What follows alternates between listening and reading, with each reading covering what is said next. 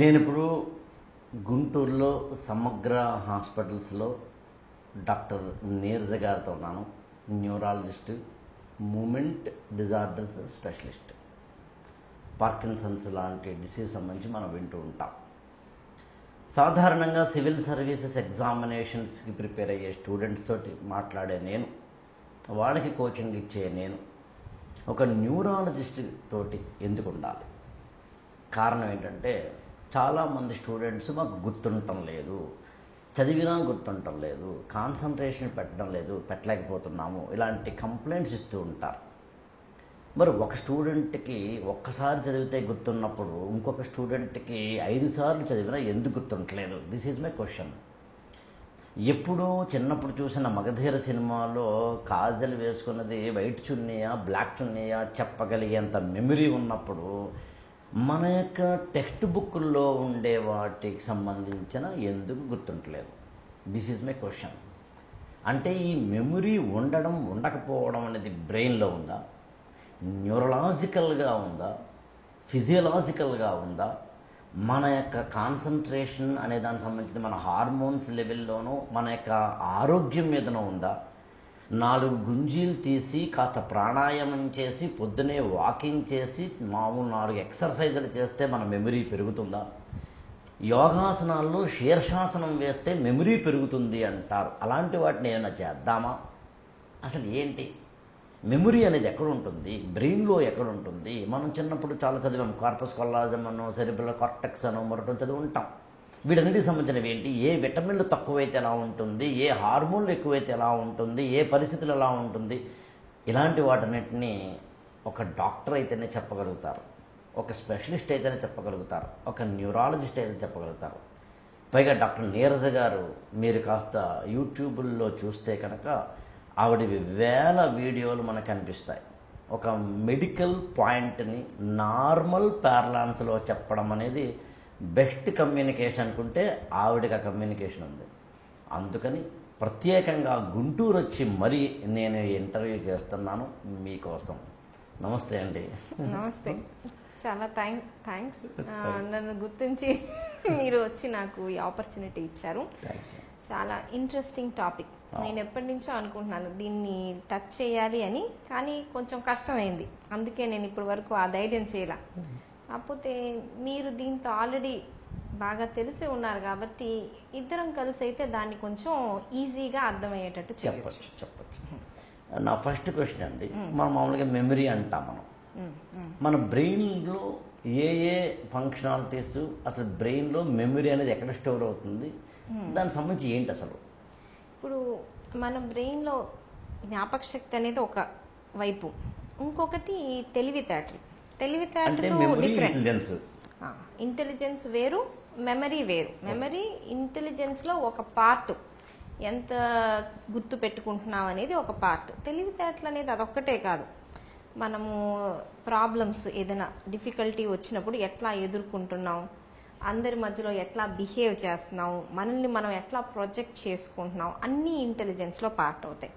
So ఇప్పుడు brain అనే దాని యొక్క మెయిన్ ఫంక్షను మనం తెలివితేటలే మెయిన్ ఫంక్షన్. మనం ఎందుకంటే యానిమల్కి మనకి ఉండే డిఫరెన్స్ ఏంటి?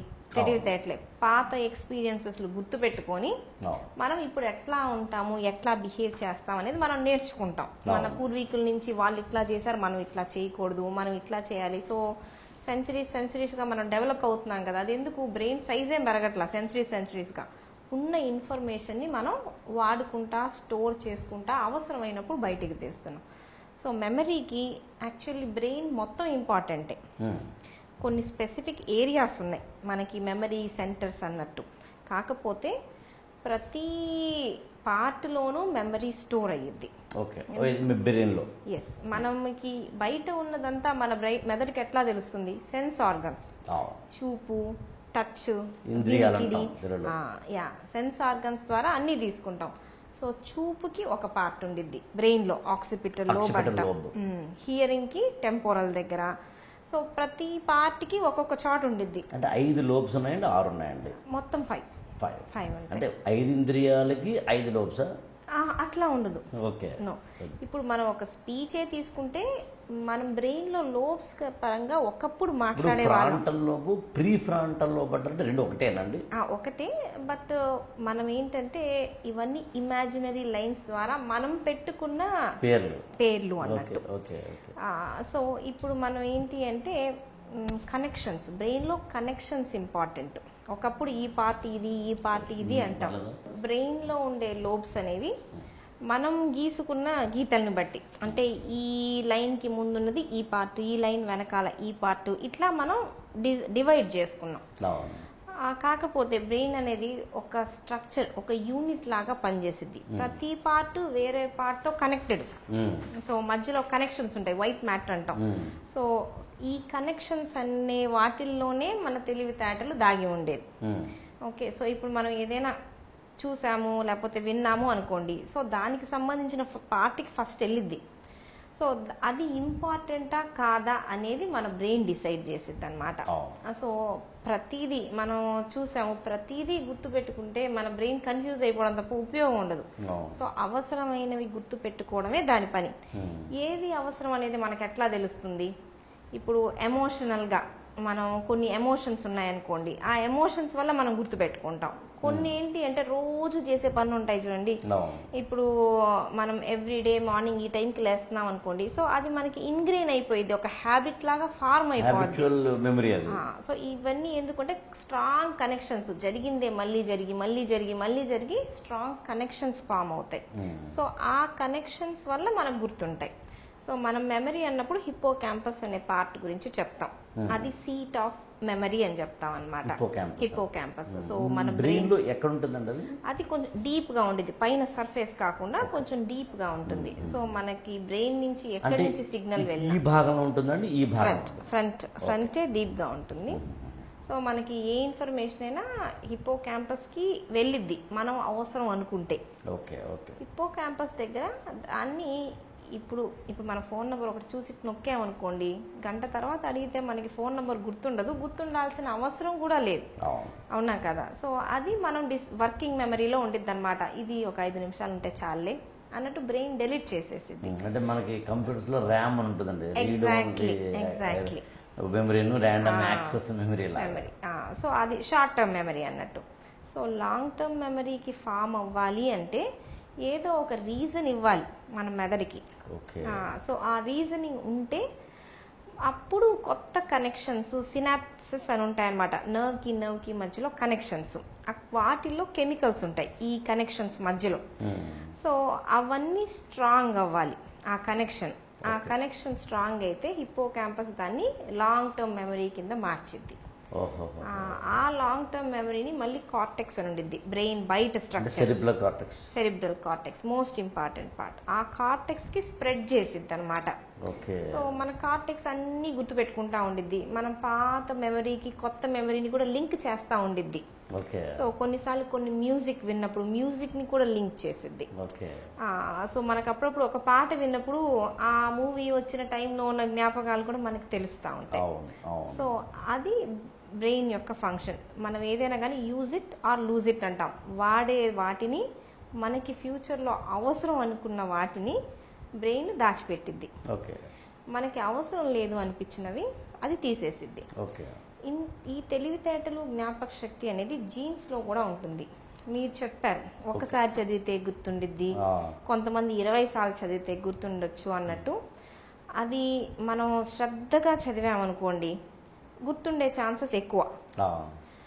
బట్ చివరికి శ్రద్ధగా చదివినా కూడా 2 పిల్లలు ఒకే రకంగా చదివినా ఒకళ్ళు ఏకసంతాగ్రహి అంటాం. ఒకసారి 4-5 సార్లు పట్టొచ్చు. సో రెపిటిషన్ అనేది చాలా చాలా ఇంపార్టెంట్. చదివింది మళ్ళీ చదవాలి. ఒక స్టూడెంట్ కానీ ఒక వ్యక్తి కానీ ఒకసారి చదివితే రావడం, అది గుర్తుండడము అనేది బై జీన్స్ అంటారా? జీన్స్, ఎన్వైరన్మెంట్, మనం ఎదిగిన పరిస్థితులు కూడా, పెంచిన విధానం, పెరిగిన విధానం, మన న్యూట్రిషన్, మనం తీసుకునే డైట్, మన బాడీ హెల్త్ అన్నీ ఇంపార్టెంటే. అయితే ఇక్కడ డాక్టర్ గారు యాక్చువల్గా ఈ పాయింట్ని జనానికి లేదా ప్రేక్షకులకు చెప్పాలన్నదే ప్రధాన ఉద్దేశం. True true. ఇప్పుడు ఒక స్టూడెంట్కి ఏకసంతాగ్రహిత్వం ఒక్కసారి చదివితే వచ్చేస్తుంది, బట్ ఇంకొక స్టూడెంట్కి ఎక్కువసార్లు చదివితే అని గుర్తుంటలేదు. అవును. అంబేద్కర్ ఒక మాట అంటారండి, నీకు దమ్ముంటే కోడిని మేకని కాదు పులిని సింహాన్ని బలివు, దాని అలాగూ బలిబలవని. ఒక డాక్టర్గా నేను మిమ్మల్ని కోరేది ఏంటంటే, అడిగేది ఏంటంటే, ఒక నార్మల్ స్టూడెంట్ 5 సార్లు 6 సార్లు చదివినా కూడా గుర్తుంటలేదట, అయితే ఒక పని చేద్దాం, ఏం చేస్తే నేను మిమ్మల్ని అదో ఆప్షన్స్లా కూడా ఒకటి విటమిన్స్ లాంటి వాటి అంటే ఇంటేక్ చేయమని కాదు, ఆర్టిఫిషియల్గా మెడికల్ తీసుకోమని కాదు, అంటే ఏ ఏ పదార్థాలు తింటే ఏ విటమిన్స్ ఏ పెరుగుతాయి, మొత్తం మీద విటమిన్స్ యొక్క పాత్ర. అండ్ స్లీప్, వ్యాయామం, ఎక్సర్సైజెస్ లాంటివి, ఇలాంటివి ఏం చేస్తే అంటే హార్మోనల్ బ్యాలెన్స్ అండ్ ఇంబ్యాలెన్స్ కూడా పాత్ర ఉంటుందా? ఎందుకంటే ఒకవేళ నిజంగా కనుక ఒక స్టూడెంట్ ఇంకో ఈ పనులు చేస్తే మెమరీ పెరుగుతుందంటే కనుక అతను ఆ పనులు చేసి మెమరీ పెంచుకోవచ్చు. అప్పుడు బై బర్త్ జెనెటికల్గా ఉన్న వాళ్ళతో అతను సమానం అవ్వచ్చు.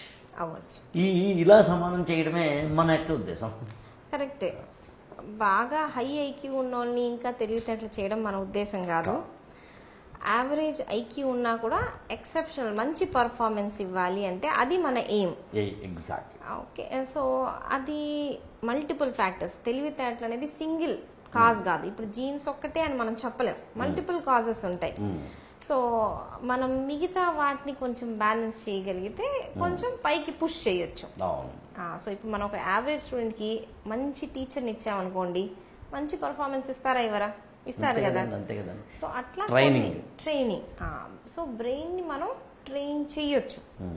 100% అని నేను చెప్పను, సైన్స్లో అట్లా చెప్పం 100% అనేది. బట్ మన చేతుల్లో ఉన్నంత వరకు 50% అయినా మనం అది మాడిఫై చేయొచ్చు.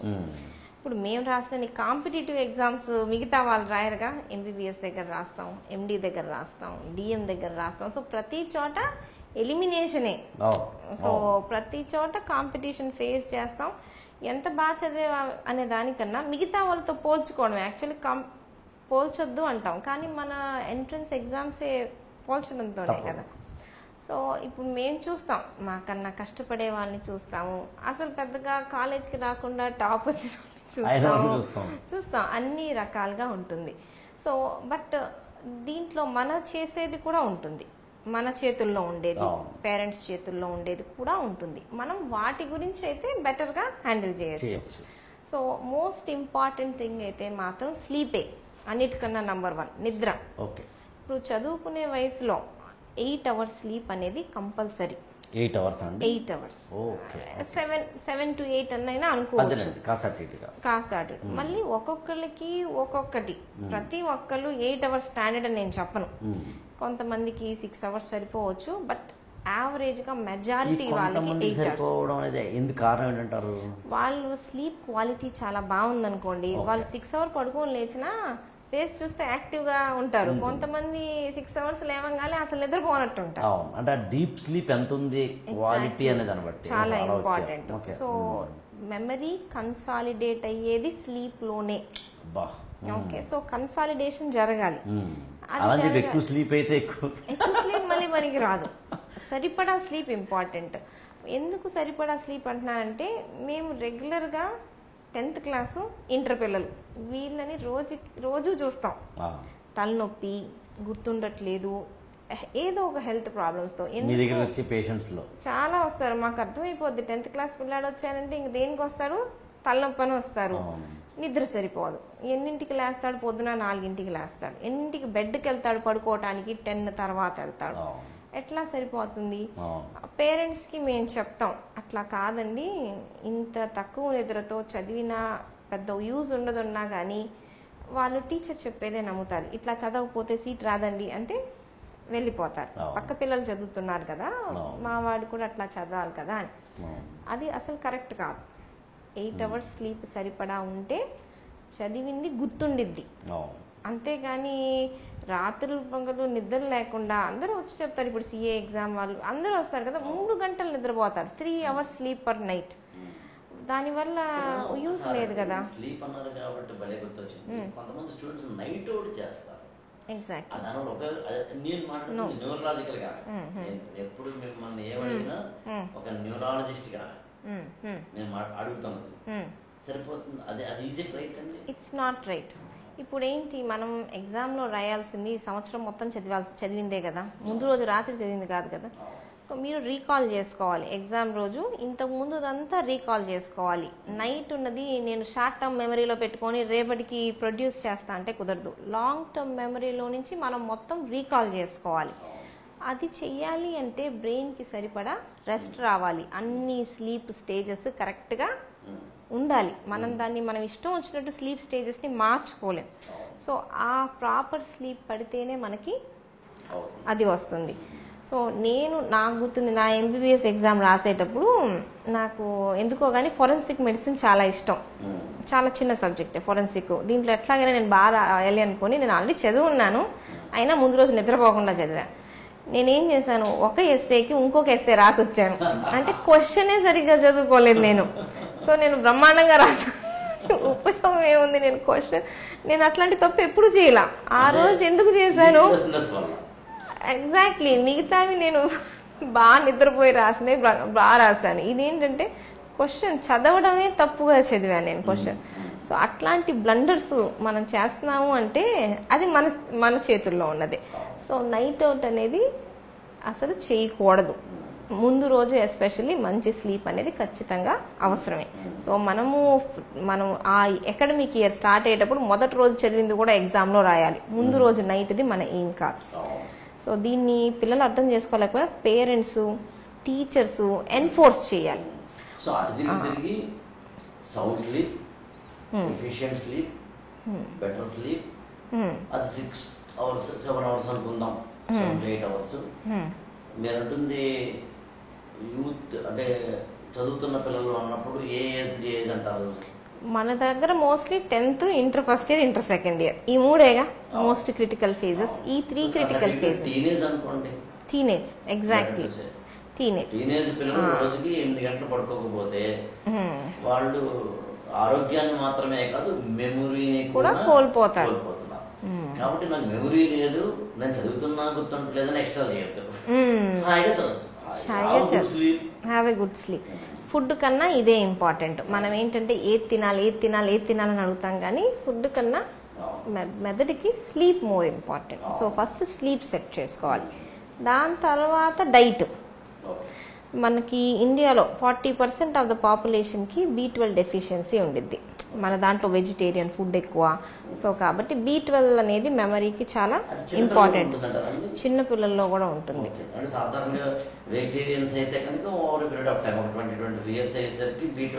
అట్లా కూడా ఉండక్కర్లా, చిన్న ఏజ్లో కూడా మనకి వెజిటేరియన్స్లో రావచ్చు. చాలాసార్లు నాన్ వెజిటేరియన్స్లో కూడా చూస్తున్నాం. సో B12 తగ్గడం అనేది. సో డైట్ తగ్గితే బ్రెయిన్ మీద ఎఫెక్ట్ పడుతుంది, ప్రతి కణం మీద ఎఫెక్ట్ పడిద్ది. B12 అనేది ప్రతి సెల్ అన్నిటితో పోలిస్తే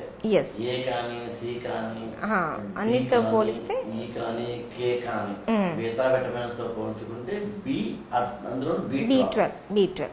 ఇంకొకటి బ్రెయిన్ కి అవసరమైంది omega-3 fatty acids, fats. omega-3 fatty acids, కొన్ని ప్రోటీన్స్ అవసరం.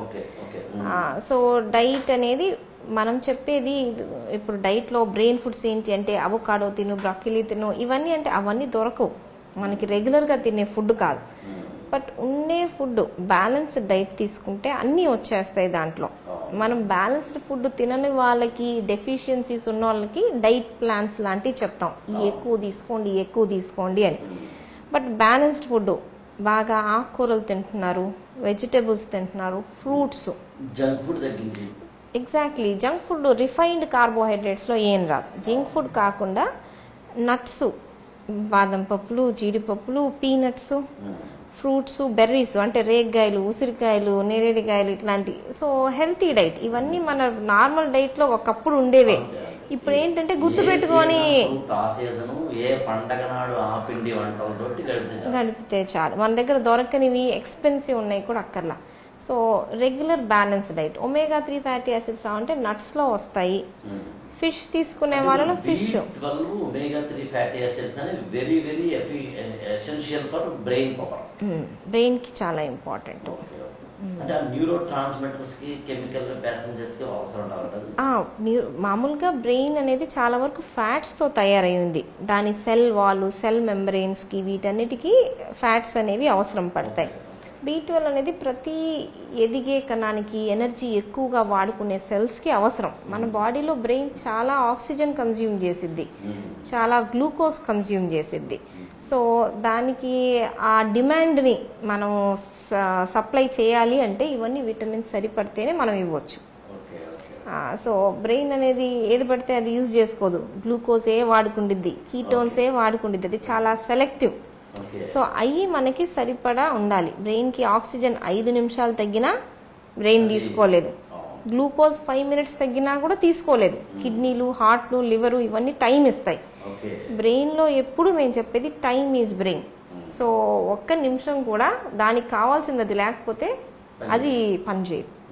సో నెసెసరీ అయిపోతుంది. సో డైట్ అనేది ఒకప్పుడు చిన్నపిల్లల డైట్లో మాట్లాడాల్సిన అవసరం వచ్చేది కదా, అన్నీ తినేవాళ్ళు. ఇప్పుడు ఏంటంటే జంక్ ఫుడ్స్ ఎక్కువ అయ్యాయి, అది తినను ఇది తినను ఇట్లా వచ్చేటప్పటికి డైట్లో కొన్ని విటమిన్స్ తగ్గిపోతున్నాయి. బట్ బ్యాలెన్స్డ్ డైట్ సరిపడా ఇస్తే సరిపోతుంది. ఇప్పుడు కొంతమంది అండి మమ్మల్ని ఎవరు చేతపడి పెట్టారండి, మాకు అర్థం కావట్లేదండి, ఏదో వింటున్నానండి అని, అంటే దెయ్యం పట్టింది, ఊగిపోవడాలు, వనకాలు, వీటి వెనకాల ఈ B12 డెఫిషియన్సీ గా ఒమేగా 3 ఫ్యాటీ యాసిడ్ డెఫిషియన్సీ ఉందంటారా? కొన్నిసార్లు B12 లో రావచ్చు. B12 డెఫిషియన్సీలో మెగలోబ్లాస్టిక్ మ్యాడ్నెస్ వచ్చింది అంటాం. సో అది ఒక రకమైన బిహేవియరల్ చేంజెస్ B12 డెఫిషియన్సీలో రావచ్చు. సో అట్లానే విటమిన్ డెఫిషియన్సీసే కాదు, కొన్ని డిసీజెస్ కూడా ఉంటాయి. స్కిజోఫ్రీనియా ఇట్లాంటివి వచ్చినప్పుడు కూడా ఇవన్నీ జరగవచ్చు. సో ప్రతి దాని వెనకాల సైన్స్ ఉండిద్ది. సో మనం రీజన్, మన పని అలోపతిలో రీజన్ ఏంటో కనిపెట్టాలి. B12 తక్కువ ఉంటే B12 సెట్ చేద్దాం. స్ట్రెస్, ఎక్సెసివ్ స్ట్రెస్ వల్ల కూడా ఇవన్నీ రావచ్చు. సో స్ట్రెస్ని కంట్రోల్ చేయాలి, డిప్రెషన్ ఉంటే డిప్రెషన్ కంట్రోల్ చేయాలి. ప్రతిదీ మనం హ్యాండిల్ చేయాల్సిందే రీజన్ని బట్టి అన్నట్టు. ఇప్పుడు కోడి ముందా గుడ్డు ముందు లాగా బిహేవియర్ బట్టి హార్మోనల్ ఇంబ్యాలెన్స్ ఉంటుందంటారా? నేను మాట్లాడుతున్న బ్రెయిన్ పరంగా హార్మోనల్ ఇంబ్యాలెన్స్ వల్ల బిహేవియర్ లో మార్పు వస్తుంటారా? ఓకే, అంటే ఇప్పుడు బిహేవియరల్ ప్రాబ్లమ్స్, ఇప్పుడు స్కిజోఫ్రీనియా లాంటివి తీసుకున్నాను అనుకోండి, జెనెటికల్గా కూడా వచ్చింది. సో అది జెనెటికల్గా బ్రెయిన్లో ఉన్న కనెక్షన్స్ వల్లనో, బ్రెయిన్లో ఉన్న హార్మోన్స్ వల్లనో, ఏదో ఒక దాని వల్ల ఫస్ట్ ఈ చేంజ్ వచ్చింది, దాని తర్వాత బిహేవియర్లో చేంజ్ అవుద్ది. సో జీన్స్, మన చుట్టూ ఉన్న ఎన్వైరన్మెంటు, అంటే ఎన్వైరన్మెంట్ అంటే మన చుట్టూ ఉన్న స్ట్రెస్ కానీ, ల్యాక్ ఆఫ్ స్లీప్ కానీ, ఏదైనా అయి ఉండొచ్చు. సో ఇవన్నీ కలిసినప్పుడు బ్రెయిన్లో చేంజెస్ వస్తాయి, దానివల్ల బిహేవియర్లో చేంజెస్ వస్తాయి. సో ఇదంతా మెదడులో వచ్చినా కూడా మళ్ళీ ఇది సైకాట్రీ వాళ్ళు హ్యాండిల్ చేసే బ్రాంచ్. యాజ్ ఎ న్యూరాలజిస్టు మేము ట్రీట్ చేస్తాం, కానీ స్పెషలిస్టులు మాత్రం వాళ్ళే. బిహేవియర్ వరకు వచ్చినప్పుడు మాత్రం అది ఎంటైర్లీ ఇంకొక ప్రపంచం. దానికి మళ్ళీ సైకాట్రిస్ట్ వాళ్ళు, అది మోర్ డిఫికల్ట్ టు ట్రీట్. మామూలు న్యూరలాజికల్ ప్రాబ్లమ్స్ కన్నా బిహేవియరల్ ప్రాబ్లమ్స్ ఇంకా కష్టం. సో ఉండదు, మనం ఎట్లా ప్రూవ్ చేస్తాము, ఎంత ఉందని చెప్తాము, కాబట్టి అది వెరీ వెరీ డిఫికల్ట్. ఒకప్పుడు ఇప్పుడు కొన్ని బిహేవియరల్ ప్రాబ్లమ్స్ పిల్లల్లో చూస్తాం. ఇది ఏంటంటే పేరెంట్స్ని ఒప్పించడం కష్టం. ఇది బిహేవియరల్ ప్రాబ్లం అంటే పేరెంట్స్ యాక్సెప్ట్ చేయలేరు. బట్ ఈ మధ్య వస్తున్నాయి, ఎందుకంటే చాలా చిన్న ఏజ్ నుంచే వాళ్ళ ఎన్వైరన్మెంట్లో కానీ స్ట్రెస్సర్స్ అన్నీ ఎక్కువైపోయాయి కదా. సో కిడ్స్లో చాలా ఎక్కువగా ఉన్నాయి behavioural problem. So child psychiatry ఒక సెపరేట్ బ్రాంచే ఉంది దానికోసం అన్నట్టు. సో అట్లాంటివి వచ్చినప్పుడు మేము కూడా చాలాసార్లు దాన్ని హ్యాండిల్ చేయలేం, చెప్తాం చైల్డ్ సైకాలజిస్ట్, చైల్డ్ సైకాట్రిస్ట్ దగ్గరికి వెళ్ళిపోండి, అవన్నీ మనం హ్యాండిల్ చేసుకోవాలి. ఆటిజం అనేది మామూలుగా ఎర్లీ ఏజ్లో స్పీచ్తో చూస్తాం అనమాట. ఒక ఏజ్ తర్వాత డిఫరెంట్ వేరేగా చూస్తాం బిహేవియరల్ ప్రాబ్లమ్స్ అనేవి. సో ఏజ్ని బట్టి టైప్ మారుతూ ఉంటుంది అన్నట్టు.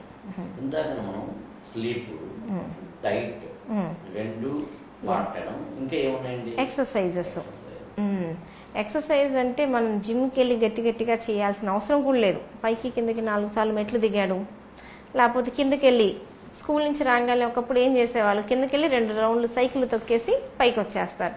సో 10 minutes 20 minutes అయినా కూడా చేస్తే చాలు. ఇక్కడ మీరు మాట్లాడుతుంది మామూలు ఫిజికల్ ఎక్సర్సైజ్ అంతే. ఫిజికల్ ఎక్సర్సైజెస్ బ్రెయిన్ కి చాలా ఇంపార్టెంట్. రెండింటికి కనెక్షన్ ఉంది. ఫిజికల్ ఎక్సర్సైజ్ చేసేటప్పుడు బ్రెయిన్ లో కొన్ని కెమికల్స్ రిలీజ్ అవుతాయి. డోపమిన్ అనేది రిలీజ్ అవుతుంది. దానివల్ల మనకి ఇంకా పని చేయాలి అనే మోటివేషన్ వస్తుంది. మళ్ళీ ఎండార్ఫిన్స్ అనేది రిలీజ్ అవుతాయి. It's a chemical messenger. Dopamine అనేది కెమికల్ మెసెంజర్. మామూలుగా ఇది బేసల్ గ్యాంగ్లియా అని ఉంటుంది ఒక పార్ట్ బ్రెయిన్ లో. బేసల్ గ్యాంగ్లియా లాంటి ఏరియాస్ లో అది మనకి అక్కడ రిసెప్టార్స్ ఉంటాయి డోపమైన్ పని చేయడానికి అన్నట్టు. సో ఆ ఏరియాస్ లో అది పనిచేసిద్ది అన్నట్టు. సో ఇప్పుడు మూడ్ని రెగ్యులేట్ చేయడానికి, మనకి మోటివేషన్కి, హ్యాపీనెస్కి, డిప్రెషన్కి అన్నిటికీ కొన్ని కెమికల్స్ ఉంటాయి. సో అవి సరైన బ్యాలెన్స్లో లేనప్పుడు చెప్పాలంటే మనం నిత్యం చలాకీగా, చురుగ్గా, యాక్టివ్గా, డైనమిక్గా, స్మైలింగ్గా ఉంటే బ్రెయిన్ బాగుంటుంది. తగ్గ డోపమైన్ రిలీజ్ అయ్యి. సో ఇప్పుడు డే మొత్తం మనం యాక్టివ్గా ఉండలేము. మా స్టూడెంట్ ఒక అమ్మాయి ఉండదండి, గుంటూరు అమ్మాయి. Now she is in very good position civil services లో. I don't want to mention her name. ఆమె ఎప్పుడున్న క్లాస్ కి చాలా నీట్ గా మంచి పువ్వులు పెట్టుకొని, అసలు ఆ రోజు ఆమె పుట్టినరోజు, బర్త్డేనో, మ్యారేజ్ అన్నంతలా పెట్టుకొస్తాను. నేను వారానికి 1 సారి 2 సార్లు కూడా అలా వస్తుంటే డౌట్ వచ్చినాడు. నేను అడిగా, ఏంటి అండి మీరు ఓ రోజు అంటే బర్త్డే అనుకోవచ్చు, లేదా ఇంకో రోజు అనుకుంటే ఆమె చెప్పింది నాకు ఏ రోజైతే డిప్రెషన్ గా ఉంటుందో, డబుల్ మూమెంట్ ఉంటుందో, ఆ రోజు నేను చాలా ఎనర్జెటిక్ అవడం కోసం చాలా మంచి కొత్త చీర కట్టుకుని, మల్లెపూలు పెట్టుకుని, చాలా అందంగా లిప్స్టిక్ పెట్టుకుని ఉంటానండి అని. నాకు అప్పుడు గుర్తాయి కదా, తాను మార్చుకోవడం రిలీజ్ అవుతుంది. కొత్త బట్టలు వేసుకున్నప్పుడు మనకి ఆ హ్యాపీనెస్ వేరు కదా. న్యూ థింగ్స్ చేసినప్పుడు ఆ హ్యాపీనెస్ ఉండిద్ది. సో తన కంట్రోల్లో తీసుకుంది డోపమైన్ ని. ఇట్స్ ఎ వెరీ గుడ్, మంచి ఐడియా యాక్చువల్లీ. డైట్, ఎక్సర్సైజ్,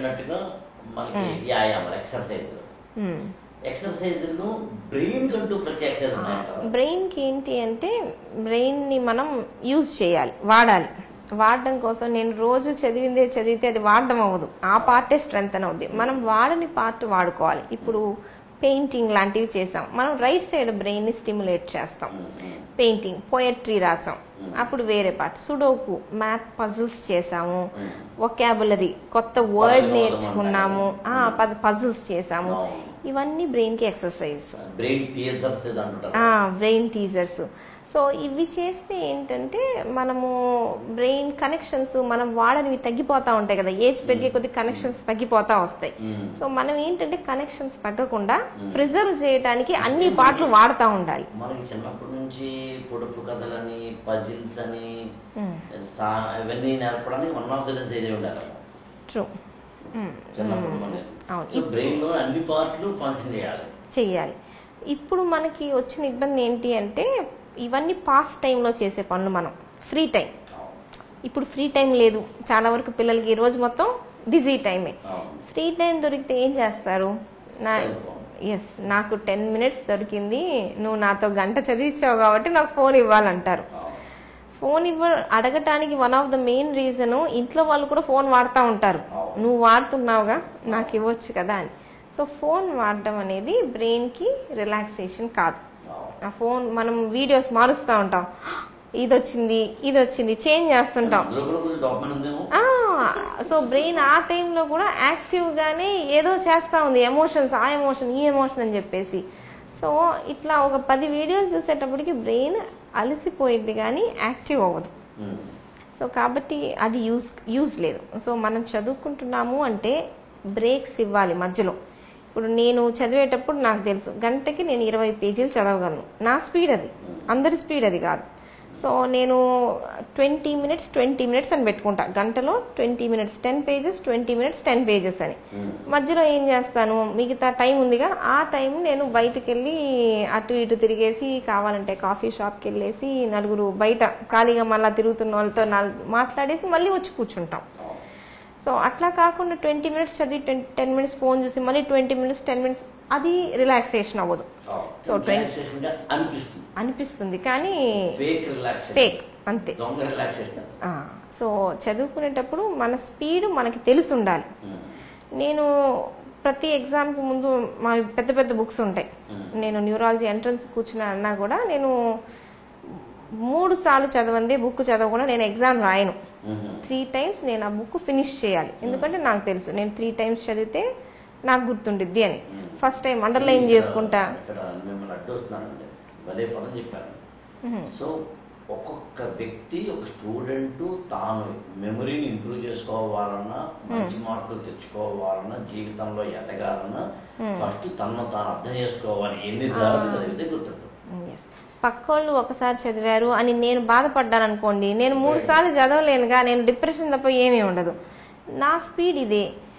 నాకు ఒకసారి చదివితే గుర్తుంటుంది అంటే నాకు గుర్తుండదు. నేను ఫస్ట్ టైం అండర్లైన్ చేసుకుంటా. చదివింది నేను రాయాల్సిందే. అందులో 3 పెన్లు వాడతా, red ink pen, green ink pen, black. Okay okay. ఈ 3 నేను ఏది రాసినా అలాగే. మిమ్మల్ని ఇంటర్వ్యూ చేయడానికి రాసుకున్న నోట్స్ కూడా అలాగే ఉంటుంది. అలా ఒక్కసారి చేస్తారు. Okay okay. మళ్ళీ ఇంకా అసలు చూడాల్సిన అవసరం. అది మీది రైటింగ్ తో బాగా గుర్తుండిద్ది అని. నేను అండర్లైనింగ్ చేసి నేను మళ్ళీ చదవాలి. మళ్ళీ నన్ను ఒక్కొక్క టెక్నిక్. కొంతమంది క్వశ్చన్స్, ఇప్పుడు నన్ను దీని మీద క్వశ్చన్ అడిగితే నేను ఎట్లా చెప్తాను అని ఆలోచిస్తాను చూడండి, అది మెమరీని మనం సాలిడిఫై చేస్తున్నాం. ఇంకొకటి కొంతమంది ఏంటంటే టీచింగ్, ఇంకొకరికి నేర్పించాము అంటే మర్చిపోం. సో అవన్నీ టెక్నిక్స్. సో ఒక్కొక్క స్టూడెంట్ ఒక విధంగా, ఒకసారి చదివితే గుర్తుంటుందా, 3 సార్లు చదివితే గుర్తుంటుందా, రాస్తే గుర్తుంటుందా, 3 పెన్నులు రాస్తే గుర్తుంటుందా, చెబితే గుర్తుంటుందా, క్వశ్చనింగ్ తో గుర్తుంటుందా, సినాప్సిస్ గా రాసుకుంటే గుర్తుంటుందా, ఎక్స్ప్లెయిన్ చేస్తే గుర్తుంటుందా, బోర్డు మీద రాసి లేదా ఏదైనా గోడకి అంటించుకుంటే గుర్తుంటుందా, విజువల్ గా చూస్తే గుర్తుంటుందా, ఎలా గుర్తుంటుంది నీకు అని తెలుసుకోవాల్సిన బాధ్యత నీది. ఎగ్జాక్ట్లీ. నువ్వు అలా వాడతావా, ఊబర్ వాడతావా, ర్యాపిడో వాడతావా, ఇక్కడ అవసరం.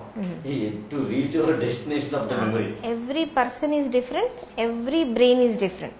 ఒకళ్ళకి పని చేసింది ఇంకొకరికి పని చేయాలని లేదు. కొంతమంది చూసింది గుర్తు పెట్టుకుంటారు, కొంతమంది విన్నది గుర్తు పెట్టుకుంటారు, కొంతమంది రాసింది. సో మన టెక్నిక్. కానీ అందరిది అటెన్షన్ లిమిటెడే.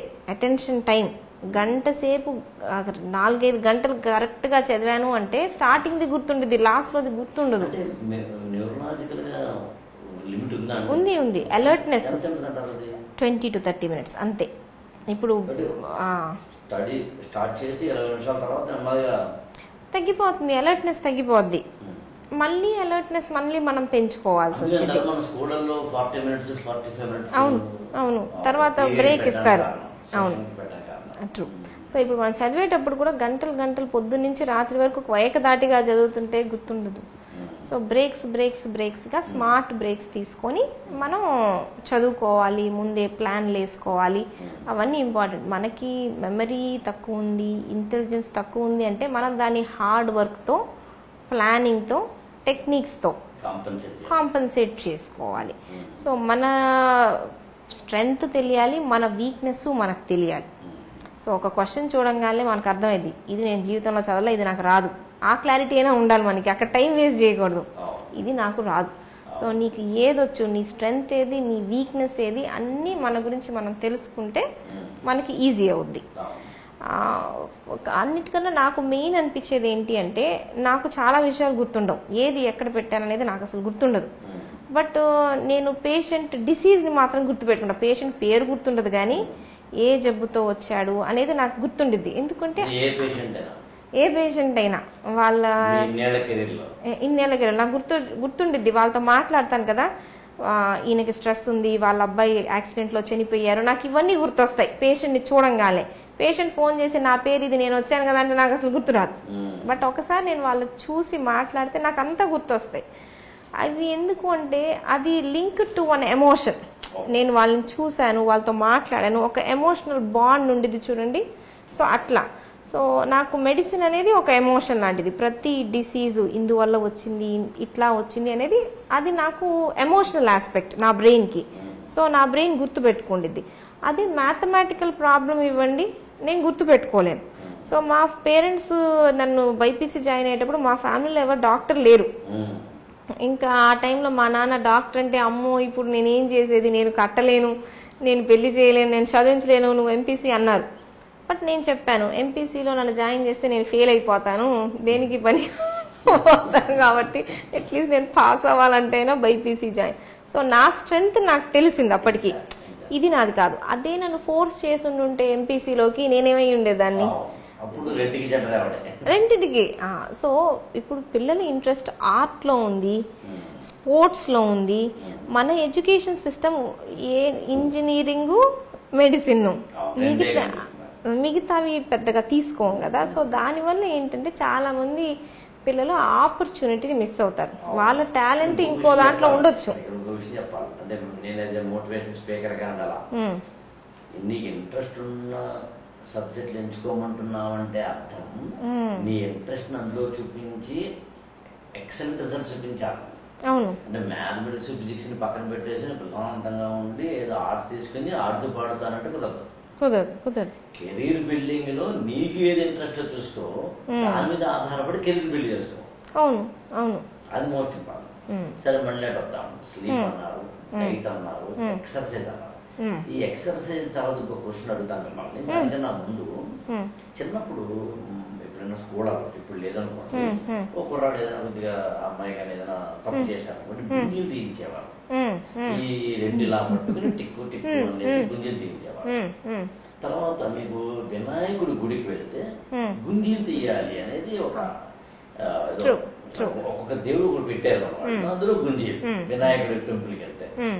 నేను ఎక్కడో చదివానండి, బ్రెయిన్ ఎక్సర్సైజెస్ లో గుంజీలు అంటే చెయ్యి పట్టుకుని, ఐ రిపీట్ ఇట్, చెవి పట్టుకుని గుంజీలు తీస్తే, అంటే చెవి పట్టుకోకుండా అన్నప్పుడు ఏమవుతుంది, గుంజీలు తీయడం అన్నప్పుడు ఆటోమేటిక్ గా లిమ్స్ కో లేదా టోటల్ బాడీకి ఎక్సర్సైజ్ అవుతుంది. దాని మీరు చెప్పినట్టుగా ఆక్సిజన్ ఎక్కడ దాకా వెళ్తాం, దట్స్ ఓకే. బట్ పాయింట్ అలా ఏంటంటే చెవుల్ని ఇలా పట్టుకోవడం వల్ల ఏదైనా లోపల ఏమైనా వాటికి సంబంధించిన ఎక్సర్సైజ్ జరుగుతుందా, చిన్నప్పుడు దానికి కారణం ఉందా? నేను ఎక్కడో చదివాను, బ్రెయిన్ ఎక్సర్సైజ్ లో గుంజీల వల్ల బ్రెయిన్ కి ఎఫెక్ట్ ఉంటుంది అని. బ్యాలెన్స్ ఎక్సర్సైజెస్ కి మెమరీకి లింక్ ఉంది అంటాం. బ్యాలెన్స్ కి సంబంధించి అంటే మనము బ్యాలెన్స్ కాన్షియస్ గా మెయింటైన్ చేయాలి. బ్యాలెన్స్ నడిచేటప్పుడు మన స్పృహలో ఉండదు, మనం నడిచేస్తాం. బట్ ఒక కాలు మీద నుంచోండి తొక్కుడు బిల్ల ఆడుకుంటా వెళ్ళండి అంటే మనం కాన్షియస్ గా చేస్తాం ఆ పని, బ్యాలెన్స్ మెయింటైన్ చేస్తాం.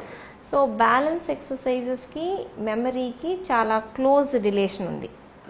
సో నాకు తెలిసి ఇది ఒకవేళ ఆ బ్యాలెన్స్ పార్ట్ ని యాక్టివేట్ చేసేది కాబట్టి దానివల్ల అయ్యి ఉండొచ్చు. ఇంకొకటి, ఏదైనా మనం చదివిన తర్వాత కూడా గుర్తుండాలి అంటే దానికి ఒక ఎమోషన్ రిలేట్ అవ్వాలి అంటాం. సో పనిష్మెంట్స్ అట్లాగే పనిచేసేది. మీకు నొప్పి వచ్చింది అనుకోండి, ఆ నొప్పి వల్ల కూడా మీకు గుర్తుండిద్ది. సో ఆ షార్ట్ స్ట్రెస్ అనేది బ్రెయిన్ కి యాక్చువల్లీ హెల్ప్ అవుద్ది. లాంగ్ స్ట్రెస్ పనిచేయదు, షార్ట్ స్ట్రెస్ అనేది. సో మేబీ అది దీనికి రిలేటెడ్ అయి ఉండొచ్చు. నా ప్రకారం అయితే బ్యాలెన్స్ కి రిలేటెడ్ అయి ఉండొచ్చు అన్నట్టు. Sleep, diet, exercise, last serious అని అడిగేది మెడిటేషన్ కి మెమరీకి సంబంధం ఉందా? మెడిటేషన్ కి మెమరీకి అంటే మెడిటేషన్ అనేది కామ్, బ్రెయిన్ ని కొన్నిసార్లు కొంచెం సేపు మనం రెస్ట్ లోకి తీసుకెళ్తున్నాం. సో అవుట్ సైడ్ ఇన్ఫ్లుయెన్సెస్, మన సెన్స్ ఆర్గన్స్ ని అన్నిటినీ సైలెంట్ చేసి మనం టైం ఇస్తున్నాం, బ్రెయిన్ కి రెస్ట్ ఇస్తున్నాం. It's a healthy rest. So ఆ టైంలో ఏంటి అంటే మనము డే మొత్తంలో జరిగిన ప్రాసెస్లన్నీ కూడా కన్సాలిడేట్ చేసుకోవడానికి మనం ఒక టైం ఇస్తున్నాం బ్రెయిన్కి. సో మనం మెడిటేషన్ కాకుండా ఇంకా ఏ పని చేసినా, కళ్ళు తెరుచుకొని మనం ఏ పని చేసినా కూడా బ్రెయిన్కి కంప్లీట్ రెస్ట్ ఇస్తున్నట్టు కాదు. ఒకటి స్లీప్లో కొంచెం రిలేటివ్గా రెస్ట్ ఇస్తాం, మెడిటేషన్లో కాన్షియస్గా మనం బ్రెయిన్కి రెస్ట్ ఇస్తాం. సో డెఫినెట్లీ మన బ్రెయిన్లో రిలీజ్ అయ్యే హార్మోన్స్ కానీ ఇవన్నీ మెడిటేషన్ టైంలో మనకు ఆ ఇన్నర్ కామ్నెస్, వీటి వల్ల మనకి కొంచెం రిలాక్సేషన్ అనేది ఆల్ఫా వస్తుంది. బీటా థీటా గామా అవన్నీ మనం రిథమ్స్ ఉంటాయి ఈఈజీలో. సో కళ్ళు మూసినప్పుడు ఒక రిథం ఉండిద్ది, కళ్ళు తెరిచినప్పుడు ఒక రిథం ఉండిద్ది, నిద్రపోయే టైంలో ఒకటి ఉండిద్ది, డీప్ స్లీప్లో ఒక రిథం ఉండిద్ది అనమాట. సో ఇవన్నీ బ్రెయిన్ మధ్యలో వచ్చే డిశ్చార్జెస్, ఎలక్ట్రికల్ డిశ్చార్జెస్ ఎట్లా ఉంటున్నాయి అనేది, ఇప్పుడు హార్ట్కి ఈసీజీ ఎట్లాగో బ్రెయిన్కి ఈఈజీ అట్లా వచ్చిద్ది అన్నట్టు. సో మన బ్రెయిన్ ఏ స్టేజ్లో ఉంది అనేది మనం చెప్తాం దాంట్లో. సో మెడిటేషన్ అనే టైంలో మాత్రం మనకి కొంచెం అలర్ట్గా ఉండిద్ది బ్రెయిన్ అనేది. మనకి చిన్న చిన్న బాడీలో ఉండే చేంజెస్ ఇవన్నీ కూడా బ్రెయిన్ రిజిస్టర్ చేసుకుంటా ఉండిద్ది. సో మనం బ్రీతింగ్ మీద కాన్సన్ట్రేట్ చేయడం ఇవన్నీ. సో ఇవన్నీ మనకి థియరటికల్గా అంటే స్ట్రెస్ తగ్గించడానికి, పాజిటివ్ హార్మోన్స్ రిలీజ్ అవ్వడానికి అట్లా మనకి హెల్ప్ అవుతాయి. ఓకే. డోపమైన్ కొంచెం మనం చేసాము, అలా సెరటోనిన్ ఉంటుంది. అవును అవును. అలాగే ఎసిటైల్ కొలైన్ అని ఉంటుంది. అవును. మెలటోనిన్ ఉంటుంది, పీనియల్ గ్లాండ్ నుంచి రిలీజ్ అవుతుంది. వీటికి కూడా ఉందండి ఈ మెమరీకి లింక్? ఎస్, ప్రతి దానికి ఇప్పుడు ఏంటంటే సెరటోనిన్ అనేది మూడ్ని రెగ్యులేట్ చేసిద్ది. డిప్రెషను, యాంగ్జైటీ ఇట్లాంటి వాటిని సెరటోనిన్ అనేది. మనకు డిప్రెషన్ ఉన్న వాళ్ళలో మెమరీస్ పెద్దగా సరిగ్గా ఫామ్ అవ్వవు. సో డిప్రెషన్కి సెరటోనిన్కి రిలేషన్ ఉండిద్ది. సో అట్లాగా అసెటైల్ కోలిన్కి మెమరీకి చాలా రిలేషన్ ఉంది. అసెటైల్ కోలిన్ తగ్గిన వాళ్ళలో మనకి ఆల్జీమర్స్, జ్ఞాపక శక్తి క్షీణించే రోగాలు ఇవన్నీ ఎక్కువ. సో అట్లాగే ఇంకా ఉన్నాయి, ఆక్సిటోసిన్ అనేది మనకి బాండింగ్, మదర్ చైల్డ్ బాండింగ్ ఇట్లాంటి వాటిల్లో రిలీజ్ అవుద్ది ఆ హార్మోన్ అనేది. సో మదర్ బ్రెస్ట్ మిల్క్ ఇస్తుంది అన్నప్పుడు ఆ టైంలో ఆక్సిటోసిన్ అనేది రిలీజ్ అయ్యింది బ్రెయిన్లో. సో ఇవన్నీ కరెక్ట్ బ్యాలెన్స్లో ఉండాలి అన్నీ. ఇది ఎక్కువ ఉంటే మంచిది, ఇది తక్కువ ఉంటే మంచిది అనేది కాదు. డే మొత్తం హ్యాపీగా ఉండడం మన వల్ల అవ్వదు. డేలో సాడ్గా ఉంటేనే అప్పుడప్పుడు హ్యాపీనెస్ అనేది మనకు తెలిసిద్ది. సో ప్రతి హార్మోను కరెక్ట్ బ్యాలెన్స్లో ఉంటే బ్రెయిన్ పర్ఫెక్ట్ ఫంక్షనింగ్లో ఉండిద్ది. సో ఒకటి ఎక్కువ ఉండాల్సిన అవసరం లేదు, ఇది ఇంపార్టెంట్ కాబట్టి మనకి ఇది బాడీలో ఎక్కువ ఉండాలి అని కూడా లేదు. సో బాడీకి చెప్పాను కదా, బ్యాలెన్స్ డైట్, నాకు ప్రోటీన్స్ ఏ కావాలి, నాకు కార్బోహైడ్రేట్స్ వద్దు అంటే కుదరదు కదా. సో అది ఇది. సో బ్రెయిన్ అనేది పర్ఫెక్ట్. ఇప్పుడు మనకి ఇవన్నీ ఎప్పుడు ఇంపార్టెంట్ అవుతాయి అంటే, డోపమిన్ తగ్గిన వాళ్ళలో పార్కిన్సన్స్ డిసీజ్ అని ఒకటి వచ్చింది. మనం అప్పుడు బయట నుంచి డోపమిన్ ఇస్తాం. డిప్రెషన్ ఉన్న వాళ్ళల్లో ఏంటి అంటే మెడిసిన్, టాబ్లెట్స్ ఉంటాయి, వీ కెన్ గివ్ టాబ్లెట్స్ అన్నట్టు. సెరటోనిన్ తగ్గిన వాళ్ళలో డిప్రెషన్ ఉందనుకోండి, మనం సెరటోనిన్ని పెంచే డ్రగ్స్ ఇస్తాం. సో ఆ హార్మోన్స్ తగ్గినప్పుడు డిసీజెస్ లా వస్తే మనం పెంచుతాం. సో మెమరీ కోసం అన్నట్టు మనం పెంచడం, టాబ్లెట్స్ లా వాడడం అనేది ఉండదు. సో మనం ఏంటంటే పర్ఫెక్ట్లీ హెల్తీ బాడీలో హెల్తీ బ్రెయిన్ ఉండిద్ది. హెల్తీ బ్రెయిన్లో హెల్తీ కెమికల్స్ అన్నీ ఉంటాయి. సో మన పని హెల్తీగా ఉంచుకోవడం. బ్రెయిన్కి ఫుడ్ ఏంటి, న్యూట్రిషన్తో పాటు మన థాట్స్, మన యాక్షన్స్, ఇదే మనం బ్రెయిన్కి ఇచ్చే ఫుడ్. సో అన్నీ హెల్తీగా ఉంటాయి, అన్నీ కరెక్ట్ బ్యాలెన్స్లో ఉంటాయి. అసిటైల్ కోలిన్ ఎక్కువ ఉండక్కర్లేదు మెమరీ ఎక్కువ ఉండటానికి, అట్లా అని చెప్పేసి మనం బయట నుంచి సప్లిమెంట్ చేయాల్సిన అవసరం కూడా లేదు. అట్లాగే మనకండి షార్ట్ మెమరీ, లాంగ్ మెమరీ అనేది ఉంటాయి. అవును. మన బ్రెయిన్ లో ఎక్కడ short memory, seat of short memory ఏంటి, సీట్ ఆఫ్ మామూలుగా ఫ్రాంటల్ లోబ్స్ అంటాం. ఫ్రాంటల్ లోబ్స్ అనేవి అటెన్షన్, మనకి ఏదో పని చేస్తే ఎవరో ఏదో చెప్తుంటే మనం వినం కదా, దాని మీద మనం అటెన్షన్ డైవర్ట్ చేయాలి. సో అది ఫ్రాంటల్ లోబ్ యొక్క పని. చుట్టుపక్కల పిచ్చి పిచ్చి అన్నీ జరుగుతూ ఉండొచ్చు, అవన్నిటికీ నో చెప్పాలి, అది కూడా ఫ్రాంటల్ లోబ్ చెప్పిద్ది. ఇదంతా నాకు అవసరం లేదు, వీటన్నిటికీ నేను నో చెప్తాను, ఇదే నాకు ఇంపార్టెంట్ అని. సో అది వర్కింగ్ మెమరీలోకి ఎంటర్ అవుద్ది మనకి. సో ఇప్పుడు మనం చదువుతున్నాము, వెనకాల ఏవేవో జరుగుతున్నా మనం అది కరెక్ట్గా చదివి దాని గురించి మనం ఆలోచిస్తే మన వర్కింగ్ మెమరీలోకి ఎంటర్ అవుద్ది. ఎంటర్ అయిన తర్వాత మనం ఏం చేయాలి, దాన్ని రీటైన్ చేయాలి కొంతసేపు, అది మెమరీలోకి ఫామ్ అవడానికి. ఎట్లా రీటైన్ చేస్తాం, ఇప్పుడు మనం చదివిన దాన్ని పాత దాంతో దేంతో అయినా లింక్ చేసుకుంటాం, లేకపోతే ఇంకెక్కడో చదివింది గుర్తు తెచ్చుకుంటాం, లేకపోతే ఇంకొకరితో డిస్కస్ చేస్తాం. సో ఇవన్నీ ప్రాసెస్ వల్ల అది కొంచెం స్ట్రాంగ్ అవుద్ది ఆ సిగ్నల్ అనేది. దాంతో హిప్పో క్యాంపస్లో అది లాంగ్ టర్మ్ మెమరీ కింద ఫామ్ అవుతా ఉండిద్ది. ఆ లాంగ్ టర్మ్ మెమరీలోది కూడా ఎగిరిపోవచ్చు మళ్ళీ మనం దాన్ని రిపీట్ చేయకపోతే. సో మళ్ళీ కొన్ని రోజుల తర్వాత ఇంకేదో టాపిక్ వచ్చినప్పుడు దీన్ని మనం చూసుకున్నాం అనుకోండి, అప్పుడు అది స్ట్రాంగ్గా ఉండిద్ది అన్నట్టు. చేయాల్సిందే. ఎంత ఎక్కువ చేస్తావు, ఎంత ఎక్కువ చెయ్యాలి అనేది నీ బ్రెయిన్ కెపాసిటీని బట్టి ఉంటుంది. 2 సార్లు 3 సార్లు 5 సార్లు అనేది ఎవరి కెపాసిటీ వాళ్ళది. అట్లాగేనండి ఇప్పుడు సినాప్టిక్ కమ్యూనికేషన్ అని చెప్పి న్యూరాన్స్ మధ్యన ఉంటుంది. అసలు ఈ న్యూరాన్ పాత్ర ఏంటి? న్యూరాన్లు ఎన్ని లక్షలాది ఉంటాయో అంటారు. అవును. ఈ సినాప్టిక్ కమ్యూనికేషన్ అంటే ఏంటంటే దానికి మెమరీకి సంబంధం ఏంటి? ఇప్పుడు నర్వ్స్ అనేవి చాలా వరకు మేము చెప్పేది ఎలక్ట్రిక్ కేబుల్స్ లాంటివి. నర్వ్లో సెల్స్ కణం ఉండిద్దిగా, ప్రతి బాడీ యొక్క బేసిక్ ఫంక్షన్ సెల్. బ్రెయిన్ యొక్క బేసిక్ సెల్లే న్యూరాన్. అది న్యూరాన్ అంటాం దానికి న్యూరాన్ నుంచి డెండ్రైట్స్ అని వస్తాయి, యాక్సాన్స్ అని వస్తాయి. సో ఒక న్యూరాన్ ఎండ్ అయ్యేటప్పుడు డెండ్రైట్స్ ఒక వైపు నుంచి వస్తాయి, యాక్సాన్ ఇంకొక వైపు నుంచి వచ్చింది. డెండ్రైట్స్ సెల్లో నుంచి అన్నీ వస్తాయి. ఈ యాక్సాన్ అనేది మనకి ఇక్కడ ఉన్న సిగ్నల్ ఇక్కడ వరకు వెళ్ళాలి చూడండి. సో ఇవన్నీ అట్లా ట్రావెల్ అవుతూ ఉంటాయి. నరానికి ఉండే కనెక్షనే సినాప్స్.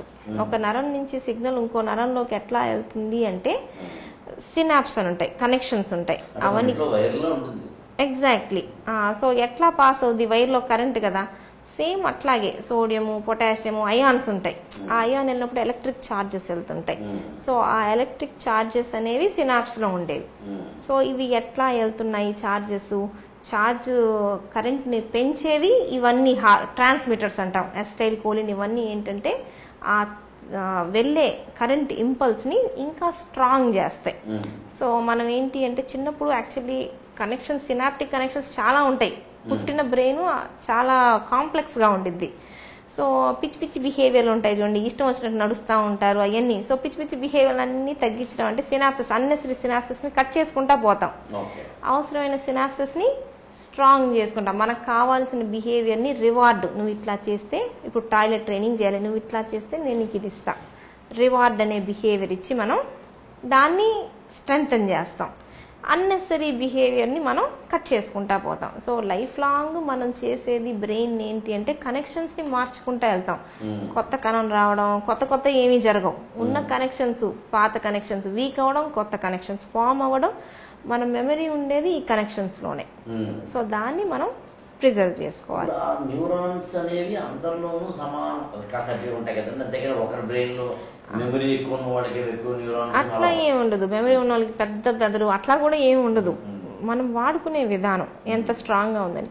బట్ ఇప్పుడు మనకి హెడ్ ఇంజురీ అయింది, యాక్సిడెంట్ అయింది, తల్లో స్ట్రోక్ వచ్చింది, బ్లీడింగ్ అయింది, ఇట్లాంటివి అయినప్పుడు ఇంకా మన చేతుల్లో ఉండవు. కొన్ని దెబ్బతింటాయి.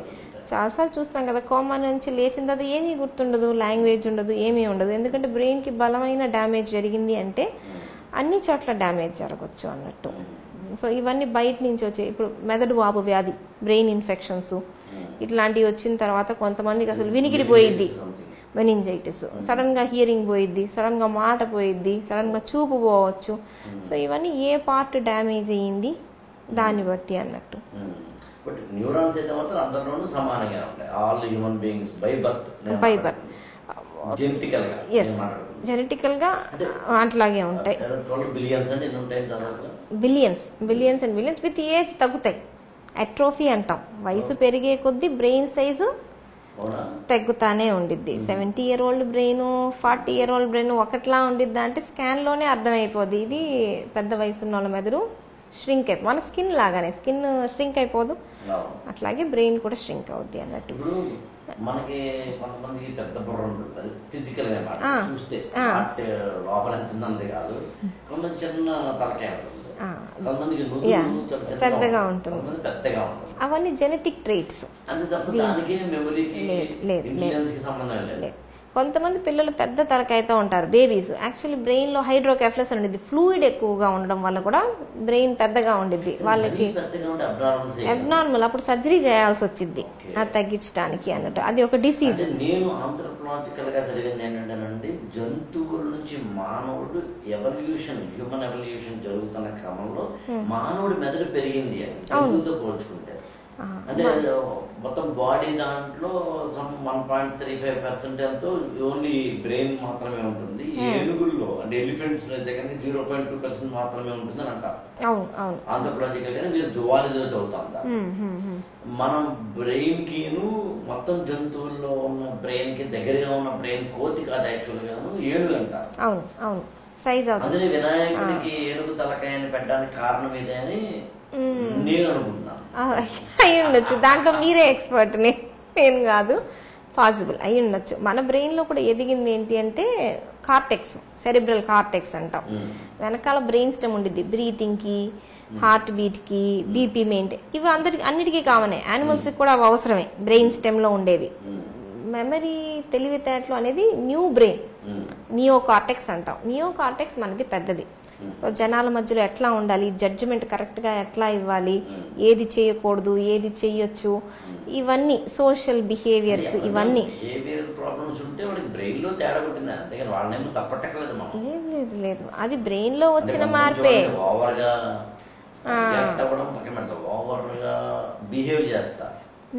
ప్రతిదానికి బ్రెయినే రీజన్.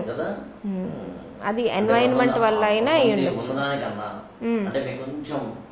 చాలా ఎబ్బెట్ గా అనిపించినా చెప్పాలని చెప్తున్నారు. కొంతమంది చూడండి మీద ఇప్పుడు మాట్లాడతారు, కొంతమంది మీద చెయ్యేసి మాట్లాడతారు. అపోజిట్ సెక్స్ అది ఓవర్ ఫెమిలియారిటీ అంటాం. అది ఒక టర్మే. ఇప్పుడు వచ్చి ఎక్కువగా మాట్లాడుతున్నారు, బాగా తెలిసినట్టు మాట్లాడుతున్నారు అంటే వీళ్ళకి ఓవర్ ఫెమిలియారిటీ ఉంది. ఇట్స్ న్యూరలాజికల్ ప్రాబ్లమా అనేది సివియారిటీని బట్టి. లైట్ గా ఉంది అంటే నేచర్ అంటాం, ఎక్కువగా ఉంది అంటే ప్రాబ్లము అంటాం, డిసీజ్ అంటాం. దాన్ని బట్టి ఓవర్ ఫెమిలియారిటీ కొన్ని డిమెన్షియాల్లో కూడా వచ్చింది. కొన్ని జబ్బుల్లో ఫస్ట్ స్టేజ్ ఓవర్ ఫెమిలియారిటీ లాగా రావచ్చు. ఫ్రాంటల్ లోబ్ దెబ్బతింటుంది అని అర్థం. వాళ్ళకి ఎక్కడ ఆగాలి, ఎక్కడ ఆపాలి, వెనక్కి వెళ్ళాలి అనేది నో చెప్పడం అనేది తెలియట్లేదు అని ఆ బ్రెయిన్ కి. సో అక్కడ మనకు అర్థమయ్యేది ఈ లోబ్ లో కొంచెం ఏదో తేడా ఉన్నట్టుంది అని. అప్పుడప్పుడు ట్యూమర్స్ చూస్తాం, ఫ్రాంటల్ లోబ్ ట్యూమర్స్ ఉంటాయి. ఏమీ ఉండదు, ఇంతకుముందు ఇట్లా మాట్లాడే వాళ్ళు కాదు, ఇప్పుడు ఇట్లా మాట్లాడుతున్నారు, ఇంతకుముందు జనాల్లో కలిసే వాళ్ళు ఇప్పుడు తెగ కలిసిపోతున్నారు అంటారు. సడన్ చేంజ్ ఇన్ బిహేవియర్ వచ్చింది అంటే ఆ బ్రెయిన్ లో ఏదో చేంజ్ వచ్చింది. దాని ప్రకారం అది మెడికల్ గా దాన్ని ట్రీట్ చేయడం జరుగుతుంది. అవును, ఎగ్జాక్ట్లీ. అది కూడా ఉంది. అట్లాగే అదే ఇందాక నేను చెప్పినట్టు కదా, జంతువుతో పోల్చుకుంటే మానవుడి మెదడు మెమరీ కలిగి ఉండాలి. స్ట్రైట్ క్వశ్చన్, ఎందుకు జంతువుల్లో మెమరీ లేదు, మనిషికి ఉంది? మెమరీలో అసలు లేదని కాదు, జంతువుల్లో అసలు లేదంటలేదు, ఉంటుంది, జంతువుల్లో కూడా ఉంటుంది. దాని పిల్లల్ని అది జాగ్రత్తగా చూసుకుంటుంది. జంతువులు కూడా మనం కూడా అంతే ఉండాలి, మనం ఎక్కువ చేస్తాం అన్న తర్వాత కూడా. బట్ జంతువుల్లో కూడా కమ్యూనికేషన్ ఉందా? ప్రాపర్ లాంగ్వేజ్ లేకపోయినా కమ్యూనికేట్ చేస్తాయా? సో జంతువుల్లో కూడా దాన్ని ఎట్లా కాపాడుకోవాలో అది నేర్చుకుంటుంది. సో హ్యూమన్ బ్రెయిన్ అనేది మోర్ ఎవాల్వ్డ్, మనం ఇంకొంచెం కాంప్లెక్స్ స్పీషీస్ అన్నట్టు. మనకేంటి అంటే అదే ఇంతకు ముందు మన యాన్సిస్టర్స్ ఏం చేశారు, టూల్స్ ని కనిపెట్టారు, మనం వాటిని రిఫైన్ చేసుకుంటా అంటే పాత కనిపెట్టిన దాని మీద మనం ఇంకా వర్క్ చేసి ఇంప్రూవ్ చేసుకుంటున్నాం. యానిమల్స్ లో అది జరగదు కదా. ఇంతకు ముందు బట్టలు వేసుకునే వాళ్ళు కదా, ఇప్పుడు బట్టలు వేసుకోవడం నేర్చుకుంటాను, అట్లాంటివి జరగదు కదా. మన బ్రెయిన్ కున్న కెపాసిటీ అది. సో మనం ఏంటంటే ఇంతకు ముందు నాలెడ్జ్ ని కూడా తీసుకొని ఇంప్రూవ్ చేసుకుంటాం అన్నట్టు. అది యానిమల్స్ కి లేదు, అది మనకుంది. ఇప్పుడు ప్రస్తుత సమాజంలో అతిపెద్ద సమస్య స్మార్ట్ ఫోన్ యూసేజ్ అని. ఎగ్జాక్ట్లీ, అవును. స్మార్ట్ ఫోన్ యూసేజ్ వల్ల ఇందాక మనం కొద్దిగా డిస్కస్ చేసాం రఫ్గా, ఒక చూస్తుంటే డోపమైన్ రిలీజ్ అవుతుందేమో కానీ అవేమి అంతే ఆరోగ్యకరమైన డోపమైన్ రిలీజ్ కాదు, ఆరోగ్యాలు అలవాటు కాదు. కాబట్టి పజిల్స్, సుడోకును, పద వినోదము, మరొకటి చేయడం ద్వారా మాత్రం, లేకపోతే కనుక ఏమైనా క్విజ్ కాంపిటీషన్స్ లాంటి వాటిలో పార్టిసిపేట్ చేయడం ద్వారా కావచ్చు. ఈవెన్ నేను నమ్మేది ఏంటంటే చూడడానికి, చదవడానికి, వినడానికి, రాయడానికి మధ్యన కూడా చాలా తేడా ఉంది. మెమరీ ఇంప్రూవ్మెంట్ లెవెల్ మనం చూస్తున్నప్పుడు, ఉదాహరణకి ఇదే వీడియో మన ఇద్దరం మాట్లాడుతున్నాము, ఎవరు చూస్తున్నప్పుడు కన్నా అదే మన ఇద్దరు మాట్లాడేదాన్ని బుక్ గా రాసి కనుక ఇస్తే కనుక చదువుతున్నప్పుడు వాడికి ఎక్కువ కాన్సన్ట్రేషన్, మెమరీ పెరుగుతుంది, లోపల కార్పస్ కొల్లాజము లేకపోతే కనుక సెరిబ్రల్ కార్టెక్స్ ఇమాజిన్ చేసేది కదా బ్రెయిన్ చదువుతున్నప్పుడు. ఇమాజినేషన్ దీంట్లో ఎక్కడ ఉంది? ఇమాజినేషన్ లేదు. చెప్పింది వినడమే తప్ప చదివింది ఇమాజిన్ చేసుకోవడం సినిమా చూడడానికి నావెల్ చదవడానికి చాలా తేడా ఉండిద్ది. ఏదో హీరో హీరోయిన్ ఇద్దరు కూడా గుంటూరు నుంచి విజయవాడ వేదిగా వెళ్తున్నారు కారులో అన్నప్పుడు ఏ కారు ఏ హీరో హీరోయిన్ వాళ్ళు ఏ డ్రెస్ చేసుకున్నారు నువ్వు ఎంత ఇమాజిన్ చేసుకుంటే అంతలా ఎంజాయ్ చేస్తావు. సో ఇమాజిన్ చేస్తుంటే లోపల ఇది ఒకటి ఇలాగా ఉంటుంది. కార్పస్ కొల్లాజం అంటే సెరిబ్రల్ కార్టెక్స్.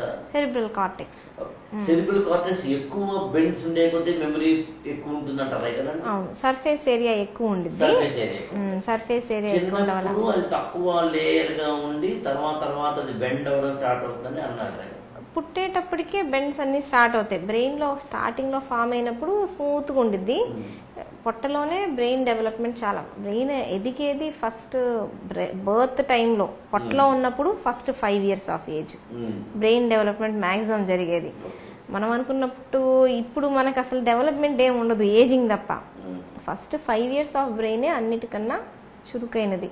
అందుకే ఇప్పుడు ఆటిజంలో ADHD వచ్చినా 5 ఏళ్ల లోపే ట్రీట్ చేయండి అంటాం. ఎందుకంటే 5 ఏళ్ల తర్వాత బ్రెయిన్ చాలా ఫిక్స్ అయిపోద్ది అట్లా. సో 5 years లోపు ఇప్పుడు బేబీ రోజు రోజుకి నేర్చుకునే అంత స్పీడు ఏ ఏజ్ లోనూ మనకి రాదు. లాంగ్వేజ్లు నేర్చుకునేది ఎన్ని లాంగ్వేజ్లు వింటే అన్ని. పెంచడంలో తల్లిదండ్రుల పాత్ర ఎక్కువ ఉన్నప్పుడు ఆ పిల్లల్లో మెమరీ కానీ తత్ర కానీ పెంచుకోవచ్చు. అవును, ఫ్యూచర్ అంతా మనం ఇచ్చిన కాన్సన్ట్రేషన్ ఆ 5 years. ఇప్పుడు చాలా మంది ఏమంటారంటే మా పిల్లలు టీవీ చూసి అది నేర్చేసుకున్నారు ఇది నేర్చుకున్నారు, ఫోన్ ఇట్లా అని స్క్రోల్ చేస్తా అంటారు. సో నేర్చుకున్న దానికన్నా నేర్చుకునే విధానం ఇంపార్టెంట్. హౌ టు లెర్న్, నేను ఎట్లా నేర్చుకోవాలనేది ముందు ఆ మెదడుకి నేర్పించాలి. అది ఇది నేర్పించేసాను కాదు. చాలా మంది పంపిస్తారు ఫస్ట్ ఈ క్లాసు, తర్వాత మ్యాథ్స్ క్లాసు, తర్వాత డాన్స్ క్లాసు, తర్వాత సో ఇట్లా అన్నీ నేర్పించడం కాదు. దానికి టైం ఇవ్వాలి కొత్తది నేర్చుకోవడానికి. మనం పక్క నుండి నేర్పించాక పెద్దయ్యాక సో లెర్నింగ్ ప్రాసెస్ ఎట్లా నేర్చుకోవాలి అనేది ఆ బ్రెయిన్ నేర్చుకోవాలి. ఫోన్ల ద్వారా టీవీల ద్వారా అసలు జరగదు. ఫస్ట్ 2 years అసలు ఫోను స్క్రీన్ టైం 0 అంటారు, ఇవ్వకూడదు అనేది. తర్వాత పోయే కొద్దీ పక్క నుండి మనం చూపించాలి, ఇంతవరకు చూడు, ఇది నువ్వు చూడొచ్చు, ఇది నువ్వు చూడకూడదు అనేది. సో ఏదైనా కానీ నేర్చుకునే క్యూరియాసిటీ మనం పిల్లలకి నేర్పించాలి. ఇది నేర్చుకుంటే బాగుండు అనే క్యూరియాసిటీ వాళ్ళకి రావాలి. ఆ ఇంటరాక్షన్ ఉండాలి. స్పూన్ ఫీడింగ్ చేయడం, మళ్ళీ నేర్పించి రిపీటెడ్గా చేయడం అట్లా కాకుండా ఫస్ట్ 5 years చాలా కేర్ఫుల్గా మనం జాగ్రత్తగా ఉంటే తర్వాత వాళ్ళే నేర్చుకుంటారు ఏది ఇచ్చినా కూడా. ఇప్పుడు పేరెంట్స్ పిల్లలకి ఇలాంటి వాటిలో ఏమేమి ఒక 5 tips చెప్పాలి అంటే ఏం చెప్తారు పేరెంట్? ఏజ్ ఆఫ్ కోర్స్ 5 ఏళ్ళు కావచ్చు, 15 ఏళ్ళు కావచ్చు. సో మోస్ట్ ఇంపార్టెంట్ థింగ్ నాకేంటంటే పేరెంట్స్ రోల్ మోడల్స్, ఎగ్జాంపుల్స్ అవుతారు. నువ్వు ఎక్సర్సైజ్ చేయకుండా పిల్లల్ని ఎక్సర్సైజ్ చేయమంటే చేయరు. నువ్వు ఫోన్ చూస్తా పిల్లల్ని ఫోన్ చూడొద్దు అంటే కుదరదు. నువ్వు ఏది నేర్చుకోకుండా వాళ్ళని నేర్చుకో అంటే అట్లా ఉండదు. నువ్వు ఒక పుస్తకం పట్టుకుంటే పక్కన వాళ్ళు ఇంకొక పుస్తకం పట్టుకుంటారు. అంతేగాని మనం సీరియల్ చూస్తా నువ్వు చదువుకోపో ఆ రూమ్లోకి వెళ్ళి తలుపేసుకో అంటే అట్లా జరగదు. ఇంకొకటి ప్రతిదీ మనం ఇట్లా చేయి అట్లా చేయి అనేది కాదు. ఇట్లా మనం కన్వర్జేషన్ చేసి చూపించాలి. ఆ కాన్వర్జేషన్ ఉండాలి పిల్లలతో, ఇట్లా చేస్తే మంచిది, మనం ఇట్లా చెయ్యాలి అనేది. సో ఎప్పుడు మా పిల్లలు హ్యాపీగా ఉండాలి అది కూడా కరెక్ట్ థాట్ కాదు. ప్రతి ఎమోషన్ని వాళ్ళు హ్యాండిల్ చేయగలిగేటట్టున్నారు. సాడ్గా ఉన్నప్పుడు సాడ్గా ఉండనివ్వాలి, లెట్ దెమ్ గ్రో. సో మనం ఎప్పుడు మా వాళ్ళని జాగ్రత్తగా చూసుకుంటా ఎప్పుడు హ్యాపీగా ఉండాలి, కాలు కిందకి దిగి కారులోంచి దిగకూడదు, ఏసీ లేకుండా మా పిల్లలు ఉండలేరు, ఇట్లాంటివన్నీ మనం పెంచకూడదు. సో మనమంతా కిడ్నీ యానిమల్స్ లాగానే ఫ్యూచర్కి రెడీ చేయాలి. కానీ 30 ఏళ్ళకి 40 ఏళ్ళకి నాతో పాటే నువ్వు ఇట్లా చేయి అట్లా చేయి అని చెప్తా అంటే అది రాంగ్ థింగ్ అన్నట్టు. ఒకటి డైట్ అన్నీ తినాలి, అది చిన్నప్పటి నుంచే అలవాటు చేయాలి. మా పిల్లలు కారం ఎక్కువ వేస్తే తినరు, మా పిల్లలు ఇది తినరు అది తినరు అనేది ఉండకూడదు. వీలైనంత వరకు జంక్ ఫుడ్స్ లాంటివి మనము అలవాటు చేయకూడదు. సో మొత్తం సమాజం అంతా రావాల్సిన మార్పు ఏదో ఇంట్లో రావాల్సింది కాదు. ఎందుకంటే సమాజంలో మనం ఇంటర్ డిపెండెంట్ ఇంటర్ కనెక్టెడ్ గా ఉంటాం. అవును అవును.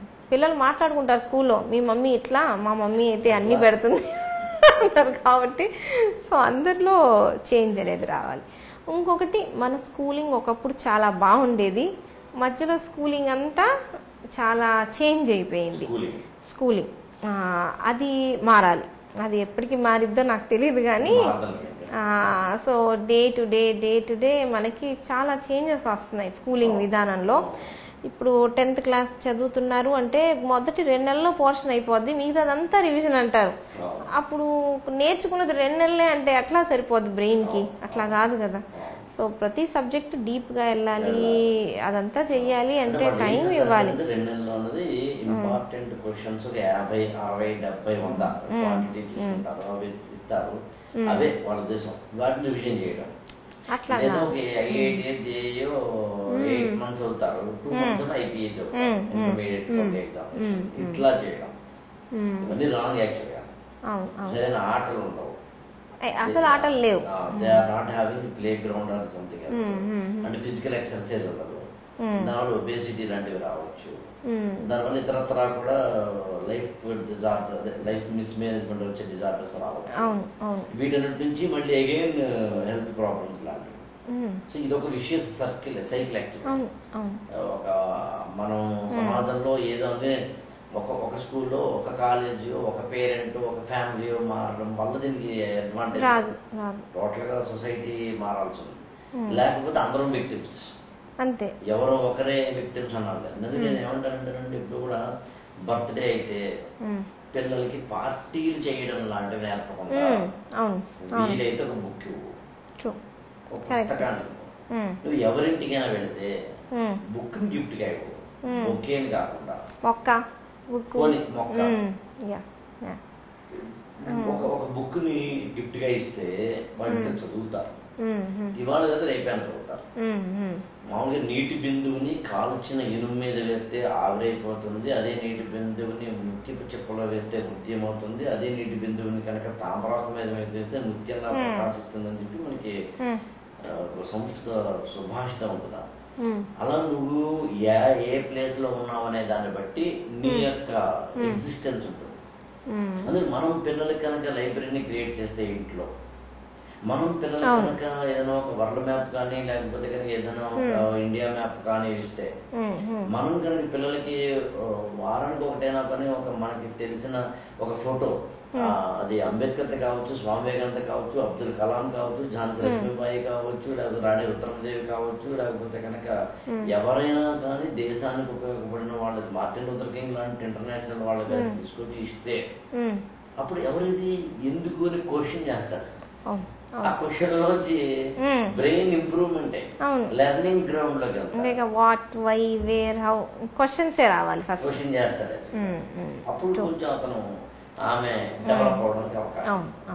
తల్లి గర్భంలో ఒక పిల్ల, ఒక బేబీ డెవలప్ అవుతున్నప్పుడు బ్రెయిన్ ఏ నెలలో డెవలప్ అవుతుంది, తల్లి యొక్క పాత్ర ఖచ్చితంగా overall development of the embryo or the foetus ఉంటుంది, అది వేరే కథ. బట్ ఈ బ్రెయిన్ పరంగా కంపల్సరీ తీసుకోవాల్సిన జాగ్రత్తలు ఏంటి?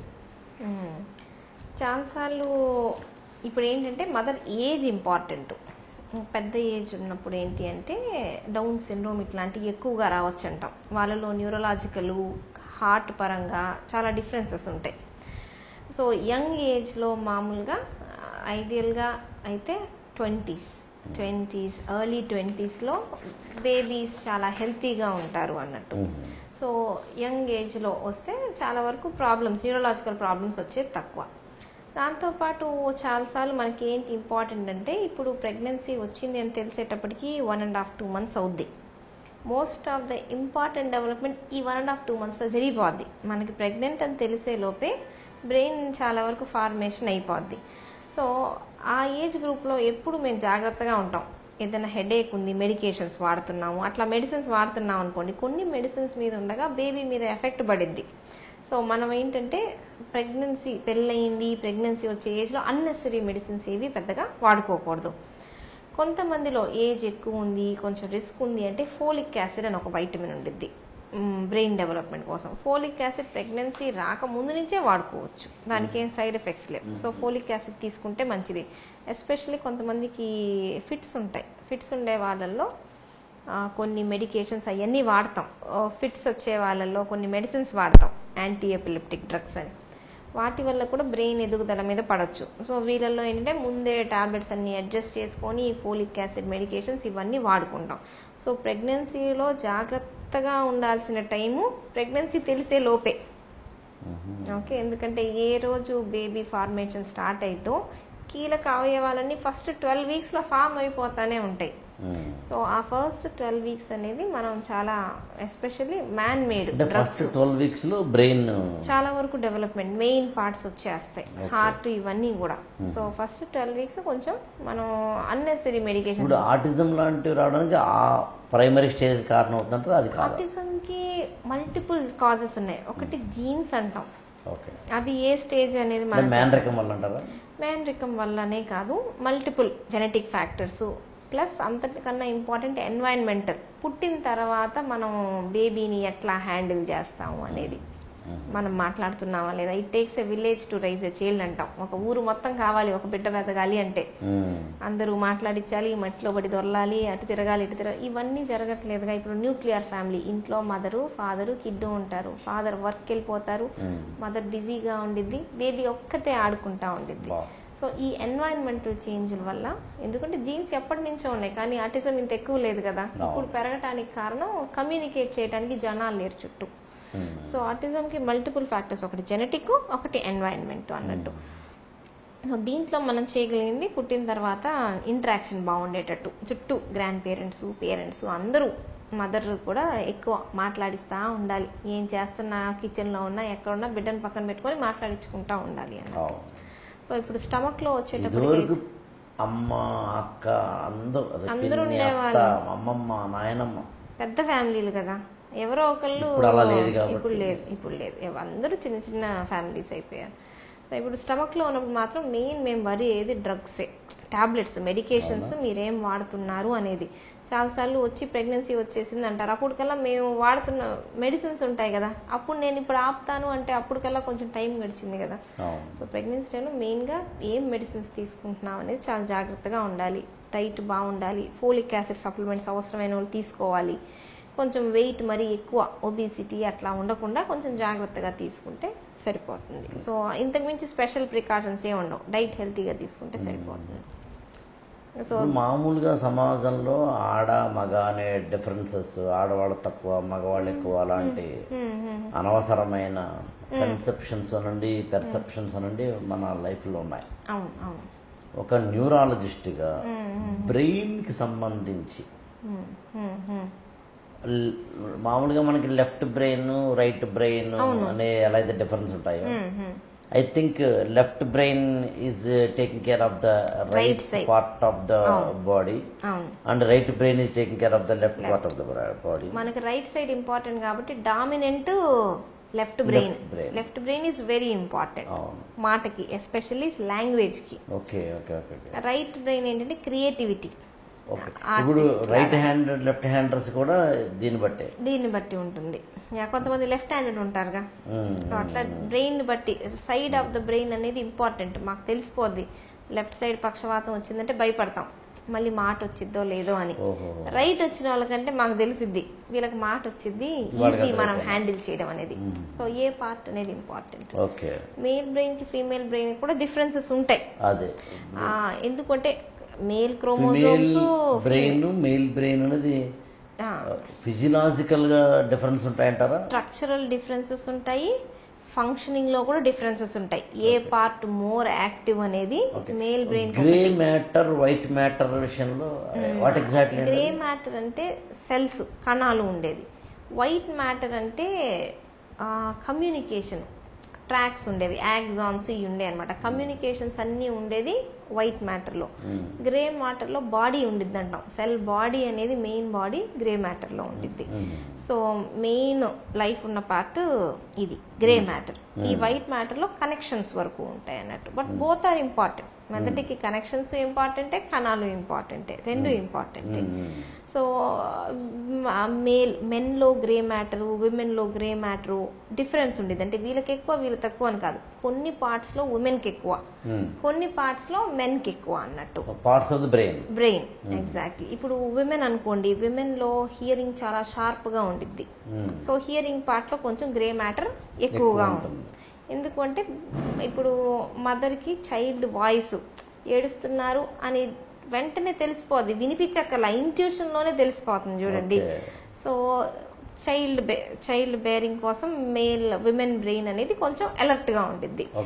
ఇంకొకటి ఇంట్యూషన్స్ అంటాం, మనకి సబ్ కాన్షియస్గా కొన్ని జరిగిపోతున్నాయి, తెలిసిపోతుంది, నాకు తెలిసి ఇది ఇట్లా జరిగిద్ది అంటారు, విమెన్లో ఎక్కువ ఉండిద్ది సబ్ కాన్షియస్ మెన్లో కన్నా. సో ఆ ఇంట్యూషన్ అనేది విమెన్లో ఎక్కువగా ఉంటుంది. మల్టీ టాస్కింగ్, 10 పనులు ఒకసారి, అంటే పొద్దున్న లేవంగానే ఇటు పిల్లల్ని లేపాలి, స్నానాలు చేయించాలి, బాక్సులు కట్టాలి, ఇల్లు చూసుకోవాలి, అన్నీ చేయాలి కదా. సో ఈ మల్టీ టాస్కింగ్ మెన్ చేయలేరు, విమెన్ చేయగలరు. అంటే ఒక టాస్క్ నుంచి ఒక టాస్క్ అట్లా స్విచ్ అవుతానే ఉండేది. బ్రెయిన్ ఒకేసారి 10 పనులు చేయదు, ఒకసారి ఒక పనే చేసిద్ది.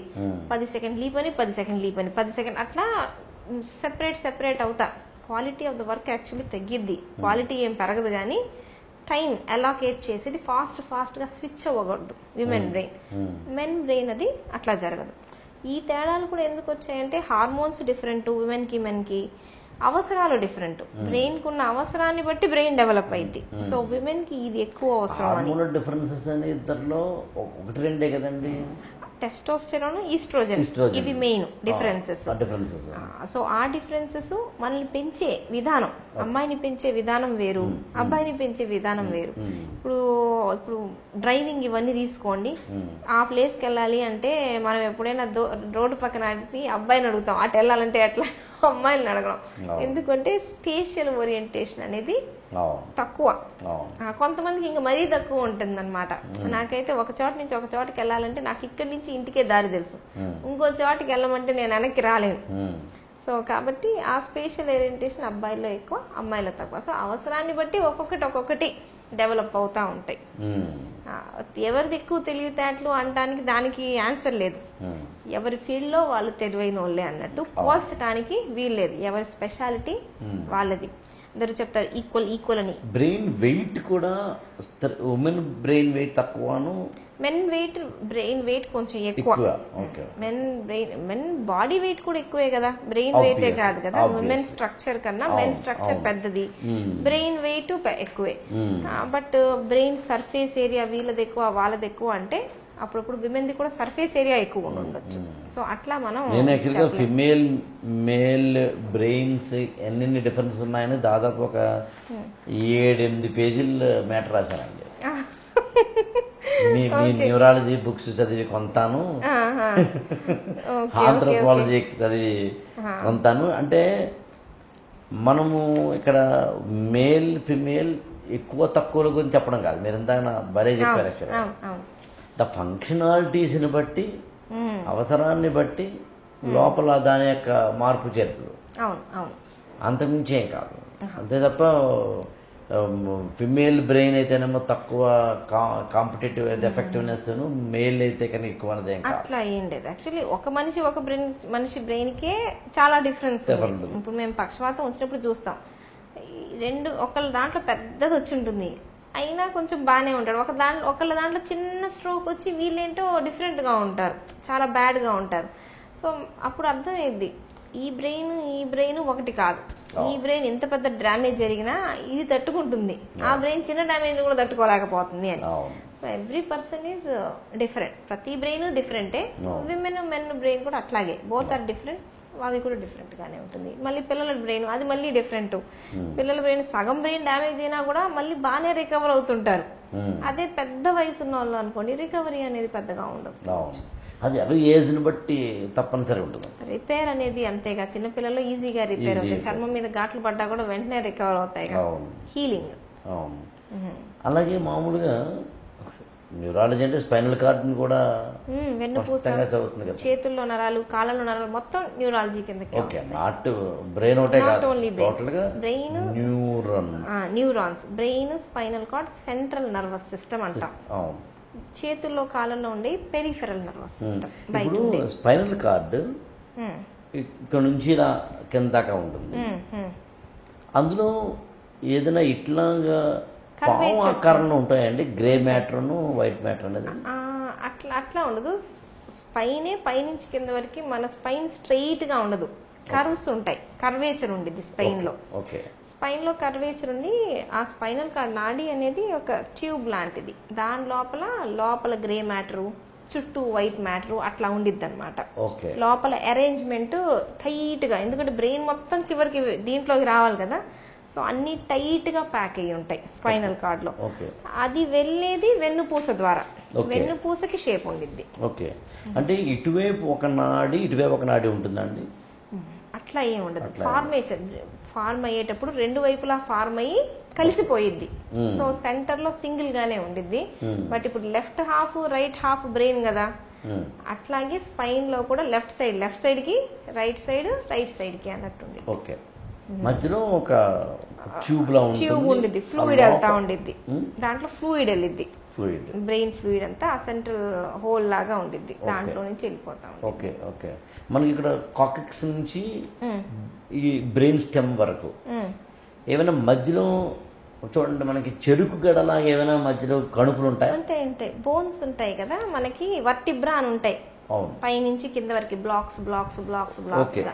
దాంట్లో మళ్ళీ అంటాం సర్వైకల్, థొరాసిక్, లంబార్, సేక్రల్, కోసిక్స్, అట్లా 5 సెగ్మెంట్స్ కింద డివైడ్ అయి ఉంటుంది పైనుంచి కింద వరకు.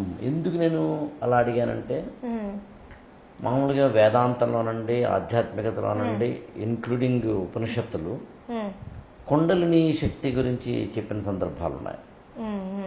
కుండలిని శక్తి గురించి చెప్పేటప్పుడు ఎడ, పింగళ, సుషుమ్న అనే 3 నాడుల గురించి చెప్తారు.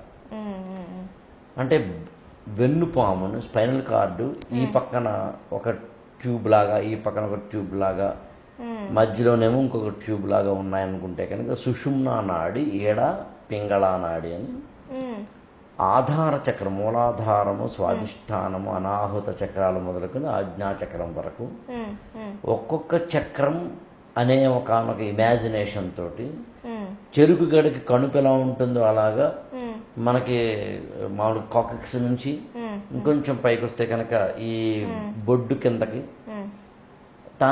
ఆ తర్వాత బొడ్డు స్థాయి, ఆ తర్వాత గుండెల స్థాయి, ఆ తర్వాత కంఠ స్థాయి, ఆ తర్వాత భృకుటి స్థాయిగా చెప్తారన్నమాట.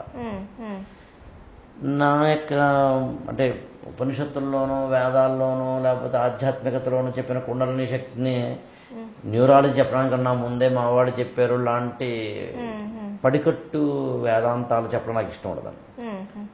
బట్ నా క్యూరియాసిటీ ఏంటంటే, ఈ రెండు అంటే అటు వేదాల్లోనూ ఉపనిషత్తుల్లోనూ చెప్పబడిన కుండలిని, ఆ ఫార్మేషన్ ఊహించిన అప్పటి ఋషి, ఇప్పటి మెడికల్ సైన్స్ చెప్తున్నది ఒకటేనా అనిపిస్తుంది అప్పుడప్పుడు నాకు. ఏంటంటే స్పైనల్ కార్డ్ మధ్యలో ఒక ట్యూబ్ ఉంది, గ్రే మ్యాటర్ ఉంది, వైట్ మ్యాటర్ ఉంది, అండ్ కణుపులు. ఒకటే డిఫరెంట్ లాంగ్వేజెస్ లాగా, ఒక్కొక్క భాష లాగా ఇప్పుడు అట్లా అయ్యి ఉండొచ్చు. ఎందుకంటే ఆయుర్వేద ఒక భాష అన్నట్టు అనుకోండి, అలోపతి ఒక లాంగ్వేజ్. అన్ని చివరికి డీల్ చేసేది హ్యూమన్ బాడీనే కదా. దేని ఇంపార్టెన్స్ దానికి ఉంటుంది. దాంట్లో డీప్ గా వెళ్తే దాని సైన్స్ దానికి ఉంటుంది మనకి. ఓకే. సో ఇదేంటంటే నాకేంటంటే దీని మీద ఎక్కువ స్టడీ చేయాలని. మామూలుగా ఏంటంటేనండి, మా వేదాంతం, మా మతం ఇంత చెప్పింది, ఇంత గొప్పగా చెప్పింది, ఆనాడే చెప్పింది అనే వెర్షన్ నాకు ఇష్టం ఉండదు. ఆనాడే చెప్పడము, ఇవాళ్ళ కన్నా ముందే చెప్పడము అనే వెర్షన్ ఒక అహంకారాన్ని చెప్పే అవకాశం ఉంటుందని నేను నమ్ముతాను. అసలు అదేమీ లేదు, వేస్ట్, వేదాంతం ఏం లేదు, వాళ్ళకేం తెలియదు, ఉపనిషత్తుల్లో ఏం లేదు అని చెప్పడాన్ని కూడా నేను నమ్మను. దాన్ని నేను అజ్ఞానంగా భావిస్తాను. నేనేమని నమ్ముతానంటే, మరి ఒక 100-200 సంవత్సరాల కింద అయితే న్యూరాలజీ లేదుగా, పోనీ 500-300 మోడర్న్ మెడిసిన్ వచ్చింది 300 ఇయర్స్ నుంచి అనుకుంటే, అంటే అంతకుముందు లేదని కాదు. వేరియస్ బ్రాంచెస్, ఇవాళ కార్డియాలజీ ఎన్ని బ్రాంచెస్ ఉన్నాయండి మనకి? మామూలుగా పీడియాట్రిక్ కార్డియాలజీ వచ్చేసింది, ఎలక్ట్రోఎన్సెఫలిటిక్ కార్డియాలజీ వచ్చేసింది. అంటే కార్డియాలజీలో కొన్ని వందల బ్రాంచ్ వచ్చినాయి. న్యూరాలజీలో కూడా వచ్చినాయి కదండి, చాలా వచ్చాయి. సైకియాట్రీలో వచ్చింది.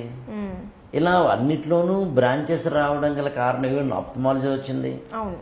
అటు తిరిగి మొత్తం మీద నాకు సింపుల్ 3 స్టేట్మెంట్లు చెప్తాను ఈ మొత్తం కన్ఫ్యూజన్కి. ఈ సైన్సెస్ ఇవన్నీ రావడానికన్నా ముందైతే మనిషి ఉన్నాడు, రోగాలు ఉన్నాయి. ఈ ఫిట్స్ అయినా, ఈ ఆటిజం అయినా, ఇంకొకటైనా ఎన్విరాన్మెంటల్ లాంటి మినహాయిస్తే ఒకప్పుడు మానవుడికి కూడా ఉన్నాయి రోగాలు కానీ, వ్యాధులు కానీ, జబ్బులు కానీ, వట్టెవరి నేమెట్ ఉన్నాయి. అప్పుడు మానవుడు ఏం చేసి ఉండాలి? ఏదో చేసి ఉండాలిగా, బతకాలిగా, క్యూర్ చేసుకోవాలిగా. చేసుకోకుండా ఎలా ఉంటాడు? బతకాలి. కాబట్టి ఏం చేశాడంటే, రెండో స్టేట్మెంట్, తన మీద తాను ప్రయోగాలు చేశాడు. తనను తను అర్థం చేసుకున్నాడు. ఓహో, ఇలా కూర్చుంటాడా మనిషి, ఇలా నిలబడతాడా, జంతువు ఉంది ఇలా ఉంటుంది. ఇందాక మీరు చెప్పిన థొరాసిక్, సెర్వికల్, లంబా ఇవన్నీ కలిపితే 31 నాడులు ఉంటాయి. నెర్వ్స్ అంటారు వాటినండి. అదే కనుక ఏదైనా ఎలకలో అయితే కనుక 34 ఎన్నో ఉంటాయి. కోతులు అయితే కనుక ఇంకొంచెం ఎక్కువ ఉంటాయి. అంటే మనిషిలో ఉన్నట్టుగానే జంతువుల్లో కూడా ఉంటాయి. వాటిని కోసం మీరు మెడికల్లో డిసెక్షన్ చేసినట్టుగాను ఆదిమ మానవుడు, ఆనాటి మనిషి, 1000 సంవత్సరాల కిందటి మనిషి కోసో చూసో మొత్తం మీద అర్థం చేసుకున్నాడు. ఆయనకి ల్యాబొరేటరీ లేదు కాబట్టి మనిషే ల్యాబొరేటరీ అయ్యాడు. ఏదో దేహో దేవాలయ అన్నట్టుగా దేహో ప్రయోగశాలయ అయి ఉండాలి. అందుకనే ఒక 50 ఏళ్ల కిందటి 60 ఏళ్ల కింద డాక్టర్లు చూడండి, జస్ట్ మనిషిని చూసి అతని రోగాలను చెప్పగలిగిన వాళ్ళు, నాడి పట్టుకొని రోగాలను చెప్పగలిగిన వాళ్ళు. అంతెందుకు, నాకు తెలిసి మీరు కూడా ఒక పేషెంట్ని చూస్తూ ఉండగానే లక్షణాలు చెప్పడానికన్నా ముందు 1-2 లక్షణాలు మీరు ఫిజిక్ని చూసి చెప్పగలుగుతారు. కూర్చున్న విధానము, వంగిన విధానము, నడిచిన విధానము, నడకని బట్టో దాన్ని బట్టో. సో నేనేంటంటే ఆంథ్రోపాలజీ కానీ, న్యూరాలజీ కానీ ఇలాంటివి చదువుతున్నప్పుడు ఆదిమ మానవుడు ఆనాడు ప్రకృతి నుంచో వ్యాధుల నుంచో తనను తాను కాపాడుకోవడానికి చేసిన ప్రయత్నంలో భాగంగా ఈ కుండలిని అను, లేకపోతే కనుక ఆధార చక్రము, స్వాదిష్టాన చక్రమను, వాటిని ఎలివేట్ చేసుకోవడము, వాటిని ఎమాన్సిపేట్ చేసుకోవడంలో భాగంగా ఒక మెడిటేషన్ లాంటివి కనుక్కున్నాడు. ఇప్పుడు మనం దాన్ని ఎలక్ట్రోఎన్సెఫలిక్ ద్వారా, ఈజీ ద్వారా, ఇంకో దాని ద్వారా మనం దానికి సంబంధించిన ఆల్ఫా, బీటా, తీటా, గామా అలాంటికి సంబంధించిన చెప్పగలుగుతాం. సో న్యూరాలజీలో అయినా ఎక్కడైనా కానీ ఎండ్ పాయింట్ ఏంటి అంటే మనిషి బాగా బతకడం మీద, మనిషిని బాగా బతికించుకోవడం మీద. అందుకే నేను అడిగాను అనమాట, అంటే స్పైనల్ కార్డ్ అనే దాని యొక్క ఫిజికల్ ఫార్మ్ ఎలా ఉంటుంది అనేది, అది అడగడానికి కారణం. ఇంకొక లాస్ట్ క్వశ్చన్ అండి, అమిగ్డలా అంటే ఏంటంటే అసలు అది దాని పాత్ర ఏంటి బ్రెయిన్లో?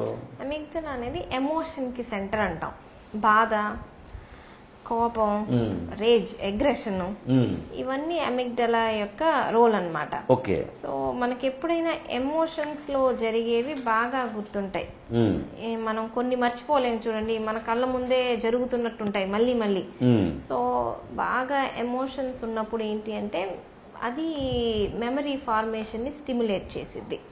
సో ఈ పార్ట్ అనేది దాని యొక్క మెయిన్ రోల్ ఇదే, మనకున్న ప్రతి ఎక్స్పీరియన్స్కి ఎమోషన్ని యాడ్ చేసిద్ది అన్నట్టు. సో అదే నేను చెప్పేది కూడా, మనం చదివేటప్పుడు నాకు ఇది చాలా ఇష్టం, ఇది ఒక ఎమోషన్ అనుకోండి, మనకి బాగా గుర్తుంటాయి అన్నట్టు. సో నాకు చెప్పాను కదా, నాకు మెడిసిన్ అనేది ఒక ఎమోషన్. నాకు చదువుతుంటే నాకు అది చాలా ఎంతూజియాస్టిక్గా అనిపించింది. కొంతమందికి నంబర్స్ చూస్తే అట్లా అనిపించింది, నంబర్లు చూడంగానే ఎగ్జైట్మెంట్, ఎమోషన్ వచ్చింది. సో అది ఒక్కొక్కళ్ళకి ఒక్కొక్క రకంగా ఉంటుంది ఎమోషన్స్ అనేది. సో మన ఎమోషన్కి సీట్ అంటాం, సెంటర్ ఫర్ ఎమోషన్స్ అన్నట్టు. ఇది ఎమిగ్డలా ఎమిగ్డలా. సో మెమరీకి దానికి హిప్పో క్యాంపస్ కి దగ్గరలోనే ఉండిద్ది. దానికి కనెక్షన్స్ ఉంటాయి. క్యాంపస్ నాకు తెలిసి ఈ లోపల ఇక్కడ ఫ్రంటల్ లోబ్స్ అవన్నీ ఉంటాయి కదా, పెద్ద పెద్దవి లోపల ఉంటాయి. దానికి దగ్గరలోనే ఎమిగ్డలా ఇవన్నీ కూడా ఉంటాయి. చిన్నది ఇప్పుడు భలే నాకు గుర్తొచ్చింది, చిన్నపిల్లలు పుట్టిన వెంటనే, బేబీ పుట్టిన వెంటనే ఇక్కడ కొంచెం థిన్ లేయర్ ఉంటుంది. అవును అవును. క్రమక్రమంగా అయితే మాత్రం అది గట్టిపడిద్ది. వాట్ ఎగ్జాక్ట్ అండి న్యూరలాజికల్ గా దానికి పేరు ఏదైనా ఉందండి? ఫాంటనెల్లే అంటాం. Okay, fontanelle. ఇప్పుడు ఏంటంటే బ్రెయిన్ చుట్టూ బోన్ ఉండిద్ది కదా, మనకి చిన్నప్పుడు కూడా బోన్స్ అన్ని సరిగ్గా ఫామ్ అవ్వవు, మెల్లగా జాయిన్ అవుతూ ఉంటాయి. సో ఈ బోను ఈ బోను ఈ బోను ఈ బోను ఇవన్నీ సెపరేట్గా ఉంటాయి. పుట్టినప్పుడు మదర్లో నుంచి బయటికి రావాలిగా బేబీ బయటికి రావాలి అంటే బోన్స్ ఒకదాని మీదకి ఒకరికి వెళ్ళి తల సైజు చిన్నగా బయటికి వచ్చింది. సో దానికోసం అన్నట్టు బోన్స్ సెపరేట్గా ఉంటాయి, ఫ్యూజ్ అవ్వవు. ఇంకోటి బ్రెయిన్ ఎదగాలి, చిన్నప్పుడు సైజు పెరుగుతూ ఉండేది కదా, తల సైజు పెరగాలి అంటే చుట్టూ బోను ఫార్మ్ అవ్వకూడదు. సో మెల్లమెల్లగా సైజు పెరగడము, ఇది జాయిన్ అవ్వడం స్టార్ట్ అవుతాయి అన్నమాట. ఒక గ్యాప్ ఉండాలి. సో అక్కడ మనం ముట్టుకుంటే కింద ఉండేది మెదడే, అక్కడ గాయాలు అవ్వకూడదు కదా. అందుకే చాలా జాగ్రత్తగా ఉండాలి, ఆ ప్లేస్ కి గాయం అవ్వకుండా మనం చూసుకోవాలి. వాళ్ళు గట్టిగా ఏడుస్తుంటే తలలో ప్రెషర్ పెరిగింది, అప్పుడు అది పైకి లేస్తుంది అనమాట. డీహైడ్రేషన్ అయినప్పుడు ఒంట్లో నీరు లేదనుకోండి లోపలికి దిగిద్ది. సో మనకి బ్రెయిన్ అనేది దాని కిందనే ఉండిద్ది. ఒకసారి ఫుల్ గా ఫార్మ్ అయిపోయిన తర్వాత ఇంకా మనకి బ్రెయిన్ టచ్ చేయడానికి దొరకదు. అది దాన్ని బ్రహ్మరంధ్రం అని మామూలుగా కొద్దిగా ఆధ్యాత్మికంగా చెప్తారండి. సరే, అది బ్రహ్మరంధ్రం అని అదే దాన్ని అంటాను అనుకుంటున్నాను నేను కూడా, నాకు అంత ఐడియా లేదు. కానీ ఇప్పుడు మీరు చెప్తున్న ఇంకోటి గుర్తొచ్చింది నాకు, జంతువుల్లో ఈ టైప్ ఆఫ్ ఫెసిలిటీ లేదటండి. నేను చదివిన జువాలజీలో, సబ్జెక్టు కరెక్షన్, నేను ఎందుకు దాన్ని చదివాను చెప్పడానికి ప్రయత్నిస్తాను. మనకి జువాలజీలో ఒక వ్యక్తి పైన ఇలాంటి జంతువులకి లేదు. అంటే ఇలాగా ఒక బ్రహ్మరంధ్రం అనండి, మెత్తగా ఉండడం అనండి, లేదా బ్రెయిన్ ఫార్మేషన్ కోసమని ఒక గ్యాప్ ఉండడం అన్నది. మానవ మెదడు మాత్రం క్రమక్రమంగా ఎవల్యూషన్లో అలా మారింది. ఎందుకంటే బ్రెయిన్లో జంతువుల్లో లేని కొన్ని కొత్త పార్ట్స్ ఇక్కడ ఎవల్యూట్ అయ్యాయి కాబట్టి. అప్పుడు తల్లి గర్భం నుంచి బయటకు రావాలి. తల్లి గర్భం నుంచి బయటకు రావాలంటే pelvic bone should be wider when comparing with earlier generations. ఈ మెదడు పెరగడం వల్ల అందుకని పెల్విక్ బోన్ అనేది వైడ్ అవ్వాలి. When comparing with the animals, the human beings are having, the female better to say women is the having. అది pelvic bone కి సంబంధించి బ్రెయిన్ కి సంబంధించి చెప్తాను. నేను ఇదంతా కలిపి ఎలా ఇక్కడ దాకా వచ్చాను కూడా క్వశ్చన్ అడుగుతాను. ఈ హైపోథాలమస్ గురించి చెప్తూ సెక్సువల్ ఎరోజల్ అనే పదం వాడతాను. నేను ఎందుకు అడుగుతున్నానంటేనండి, సెక్సువల్ ఎరోజల్ అనే దానికి హైపోథాలమస్కి సంబంధం ఏంటి? కొంతమందికి రేప్ చేసిన అని ఒక సిమ్టమ్ అనండి, అగ్రెసివ్నెస్ అనండి, అటెంప్ట్ అనండి, what ever you name it ఉందండి.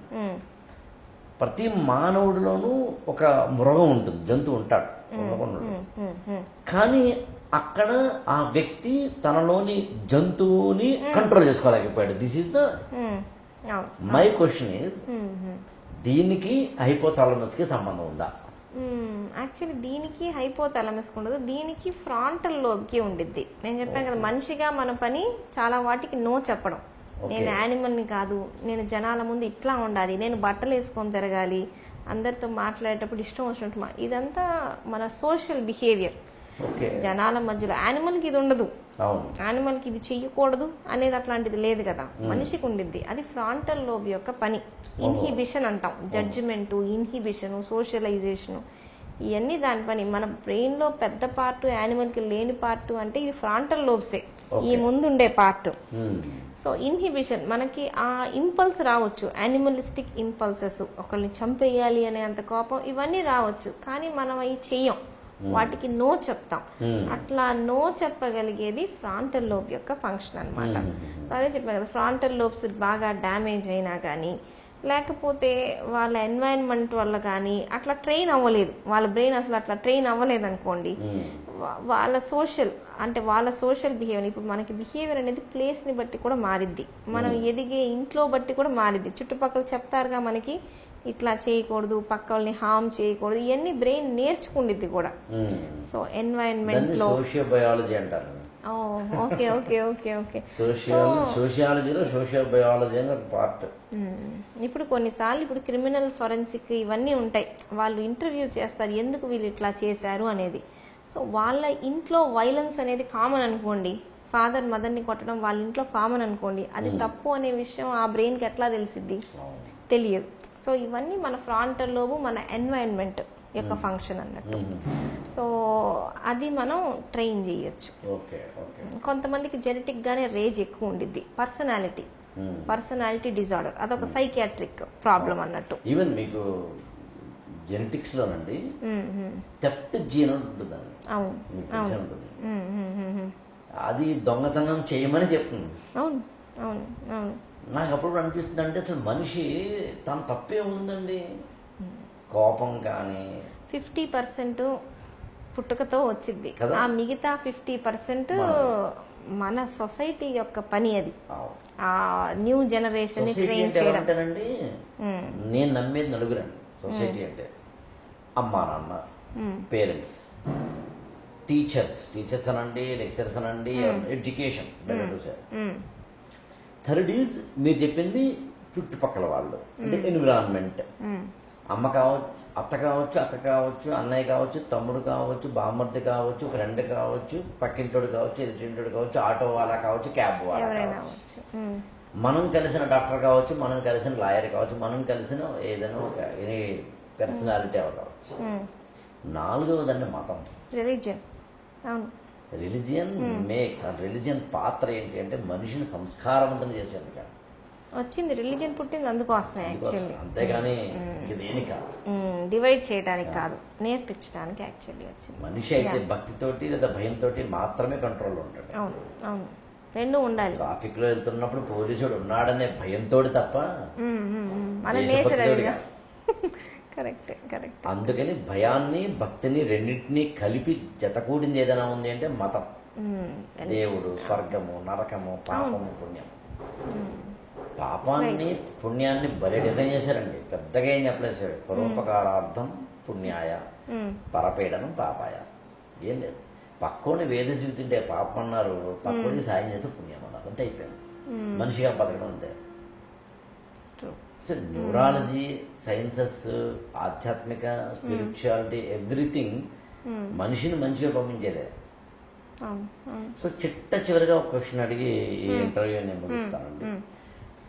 ఇప్పుడు మళ్ళీ ఫస్ట్ ఎక్కడ స్టార్ట్ చేసామో అక్కడ ఎండ్ చేస్తున్నాం. యూత్లో అంటే నేను మాట్లాడుతుంది పక్కాగా ఐఏఎస్ ఎగ్జామినేషన్ లాంటి చదువుతున్న స్టూడెంట్స్కి స్పష్టంగా ఈ 3 పనులు చేయండిరా మీ మెమరీ పెరుగుతుంది అంటే టక్ టక్ టక్ అని ఏం చెప్తారండి? స్లీప్, డైట్, మెడిటేషన్, ఎక్సర్సైజ్ కాకుండా, అది ఆల్రెడీ మాట్లాడేసాం కాబట్టి. స్ట్రెస్ తక్కువ ఉండాలి, మీరు గురి పెట్టి అదే చెయ్యాలి అంటారు, కానీ నేను ఎప్పుడు చెప్పేదంటే ప్లాన్ బి కూడా ఉండాలి. ప్లాన్ బి రెడీగా ఉంటే మనం కాన్సన్ట్రేట్ చేయగలం. చెప్తానండి, లేటెస్ట్ ఏంటంటే చెప్పండి, ప్లాన్ జెడ్ అండి.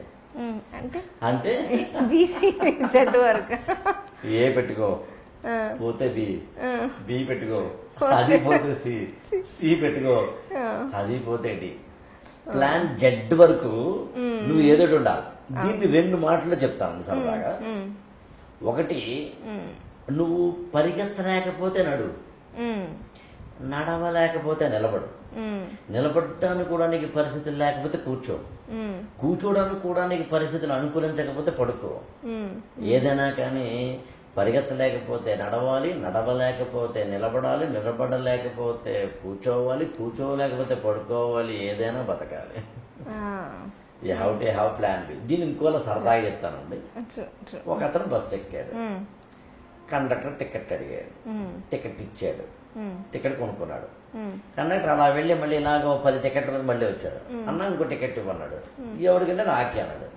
ఇందాకనే కదా టికెట్ తీసుకున్నావు అంటే, తీసుకున్నానన్నా కానీ పడిపోతే ఇది ఉంటుంది కదా ప్లాన్ బి. అప్పుడు కండక్టర్ ఇంకో టికెట్ ఇచ్చి ఒక మాట అన్నాడు, ఇది పడిపోతే ఏం చేస్తావు? కంగారు పడకన్నా నా దగ్గర పాస్ ఉంది, బస్ పాస్ ఉందండి. ఓకే, ఎంతవరకు అది తెలుసు. ఓకే, బాగుంది. కానీ ఇది కూడా పడిపోతే ఏంటి? అందుకనే కదా వెనకాల నా కారు డ్రైవర్ నా కారుతో వస్తున్నాడు. సో అందుకని ప్లాన్ జడ్ వరకు ఉండాలి. సరేనే, మళ్ళీ మీ దగ్గరికి వద్దాం. ఓకే, స్ట్రెస్ ఉండకూడదు. మీరు చెప్పింది రైట్ అండి. ఇదే గురిపెట్టి చదువు అంటే అదొక ప్రాబ్లం, చదవకపోతే ఇదొక ప్రాబ్లం. ఎందుకంటే లిమిటెడ్ కదా, number of seats are limited, చదివే వాళ్ళు అన్లిమిటెడ్, చాలా ఎక్కువ. కాబట్టి అది practical, let us be practical అన్నట్టు. ఇంకా దాంతో పాటు డైట్, ఎక్సర్సైజ్ అన్ని కవర్ చేసేసారు. ఇంకేం మిగిలింది? Study techniques. నేను చెప్పాను కదా, ఎవరి టెక్నిక్ వాళ్ళు డెవలప్ చేసుకోవాలి. ఆ స్టేజ్కి వచ్చారు అంటే 10th నుంచే టెక్నిక్లు డెవలప్ చేసుకోవాలి. అప్పటికల్లా మనం ఏంటో మనకు తెలిసి ఉండాలి. ఎంత పోర్షన్ నేను కావాలి అంటే ఫ్యూచర్ని ప్రెడిక్ట్ చేయగలడం బ్రెయిన్ యొక్క మోస్ట్ బెస్ట్ ఎబిలిటీ అన్నట్టు. నేను 1 year తర్వాత ఎంత చదవగలను, నేను ఏ పొజిషన్లో ఉంటాను అనేది ఈ రోజు నేను చెప్పగలగాలి. అది మన ఇంటెలిజెన్స్, మెమరీ కాదు, ఇంటెలిజెన్స్ అది. సో అది మనం ప్లానింగ్ అహెడ్ చేసుకోవాలి. ఒకటి, మిస్టేక్స్ నుంచి నేర్చుకోవాలి. మనకి ఎక్కువ అన్నిటికన్నా నేర్పించేది ఏంటి అంటే మనం చేసే తప్పులు. సో తప్పుల నుంచి మనం నేర్చుకోగలగాలి. ప్రతి మిస్టేక్ ఈజ్ వెరీ వాల్యుబుల్. మనం చేసిన కరెక్ట్ దానికన్నా మిస్టేక్స్ ఆర్ ఆల్వేస్ ఇంపార్టెంట్ అన్నట్టు. So you have to learn from your mistakes. నిన్ను తెలుసుకోవడం, నీ స్ట్రెంగ్త్ ఏంటి, నీ వీక్నెసెస్ ఏంటి, నీకు ఎందులో ఈ సబ్జెక్ట్ నా స్ట్రెంగ్త్, ఈ సబ్జెక్ట్ నా వీక్నెస్ అనేది మనకు ముందే తెలిసిపోయి ఉండాలి. మన స్ట్రెంగ్త్ మీద తక్కువ వర్క్ చేయాలి, వీక్నెస్ మీద ఎక్కువ వర్క్ చేయాలి. అంతేగాని నాకు ఈ సబ్జెక్ట్ ఇష్టం. నేను చూసాం, ఇప్పుడు ఎంసెట్ ఎగ్జామ్ రాసేవాళ్ళు కదా, కొంతమందికి ఫిజిక్స్ అంటే పిచ్చి, ఫిజిక్సే చదివేవాళ్ళు. ఎంత ఫిజిక్స్ చదివితే మరి మిగతా 3 సబ్జెక్టులు ఏమైపోతాయి? కెమిస్ట్రీ, బాటనీ, జువాలజీ ఉంది కదా. ఫిజిక్స్ నా వీక్నెస్. నేను దాన్ని అయినా కూడా ఎగ్జామ్లో 1.5 గంటన్నర 3 సబ్జెక్టులు రాస్తే 1.5 గంటన్నర ఫిజిక్సే రాశాను నేను. సో మనకు ముందే తెలుసుకుంటే మనం చేసుకోవచ్చు. సో ఆ స్ట్రెంగ్త్, వీక్నెస్ తెలుసుకోవాలి. 100% అందరూ అంత స్ట్రెంగ్త్ మీద వర్క్ చేయలేరు. పక్కన వాళ్ళ ఇంటెలిజెన్స్ చూసి వాళ్ళు అట్లా ఉన్నారు. ఇప్పుడు tortoise and the hair story ఉందిగా, మనం స్లో ఉన్నా, వీక్ ఉన్నా, హార్డ్ వర్క్, రెపిటేషన్స్ చేస్తే మనం మ్యాచ్ చేసుకోవచ్చు. నేను నమ్మేది ఇంకోటండి, ఇక్కడ అందరూ అన్ని అవరండి. అవును అవును, అందరూ అన్ని అవరు, కానీ అందరూ వాళ్ళ జీవితాల్లో మాత్రం ఏదో అవుతారు. అది వాళ్ళకి నచ్చింది అవ్వాలి at the end of the day.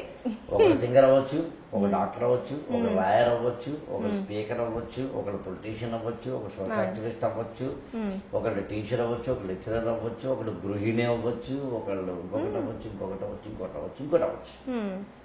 So నువ్వు ఎందులో అవుతావు, ఎందులో అయినా కానీ ఎక్సెల్ అయ్యావా లేదంత పాయింట్. అవును, మీరు ఒక మదర్గా ఎక్సెల్ అయినా ఇట్స్ ఎ గ్రేట్ టాస్క్ కదా. ఒక ఇల్లు చక్కగా చూసుకున్నా అంటే అది గ్రేట్ టాస్కే. దాంట్లో అంతా చేసి దాంట్లో ఫెయిల్యూర్ అయ్యారనుకోండి, ఏం ఉపయోగం చెప్పండి. సో మీరు చేసే దేంట్లో అయినా ఏది ఎంచుకున్నా అందులో నువ్వు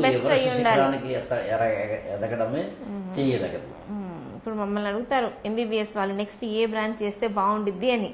నేను చెప్తా, ఏ బ్రాంచ్లో అయినా బాగున్నోళ్ళు బాగుంటారు. ఈ బ్రాంచ్ ఇది గొప్ప బ్రాంచ్ అని కాదు, ఎనీ బ్రాంచ్. వాళ్ళు అడుగుతుంది ఏ బ్రాంచ్ లో బాగుంటారంటే తెలుసు కదా మీకు ఎందులో ఉన్నది. డబ్బులో కూడా అదే చెప్తున్నాను.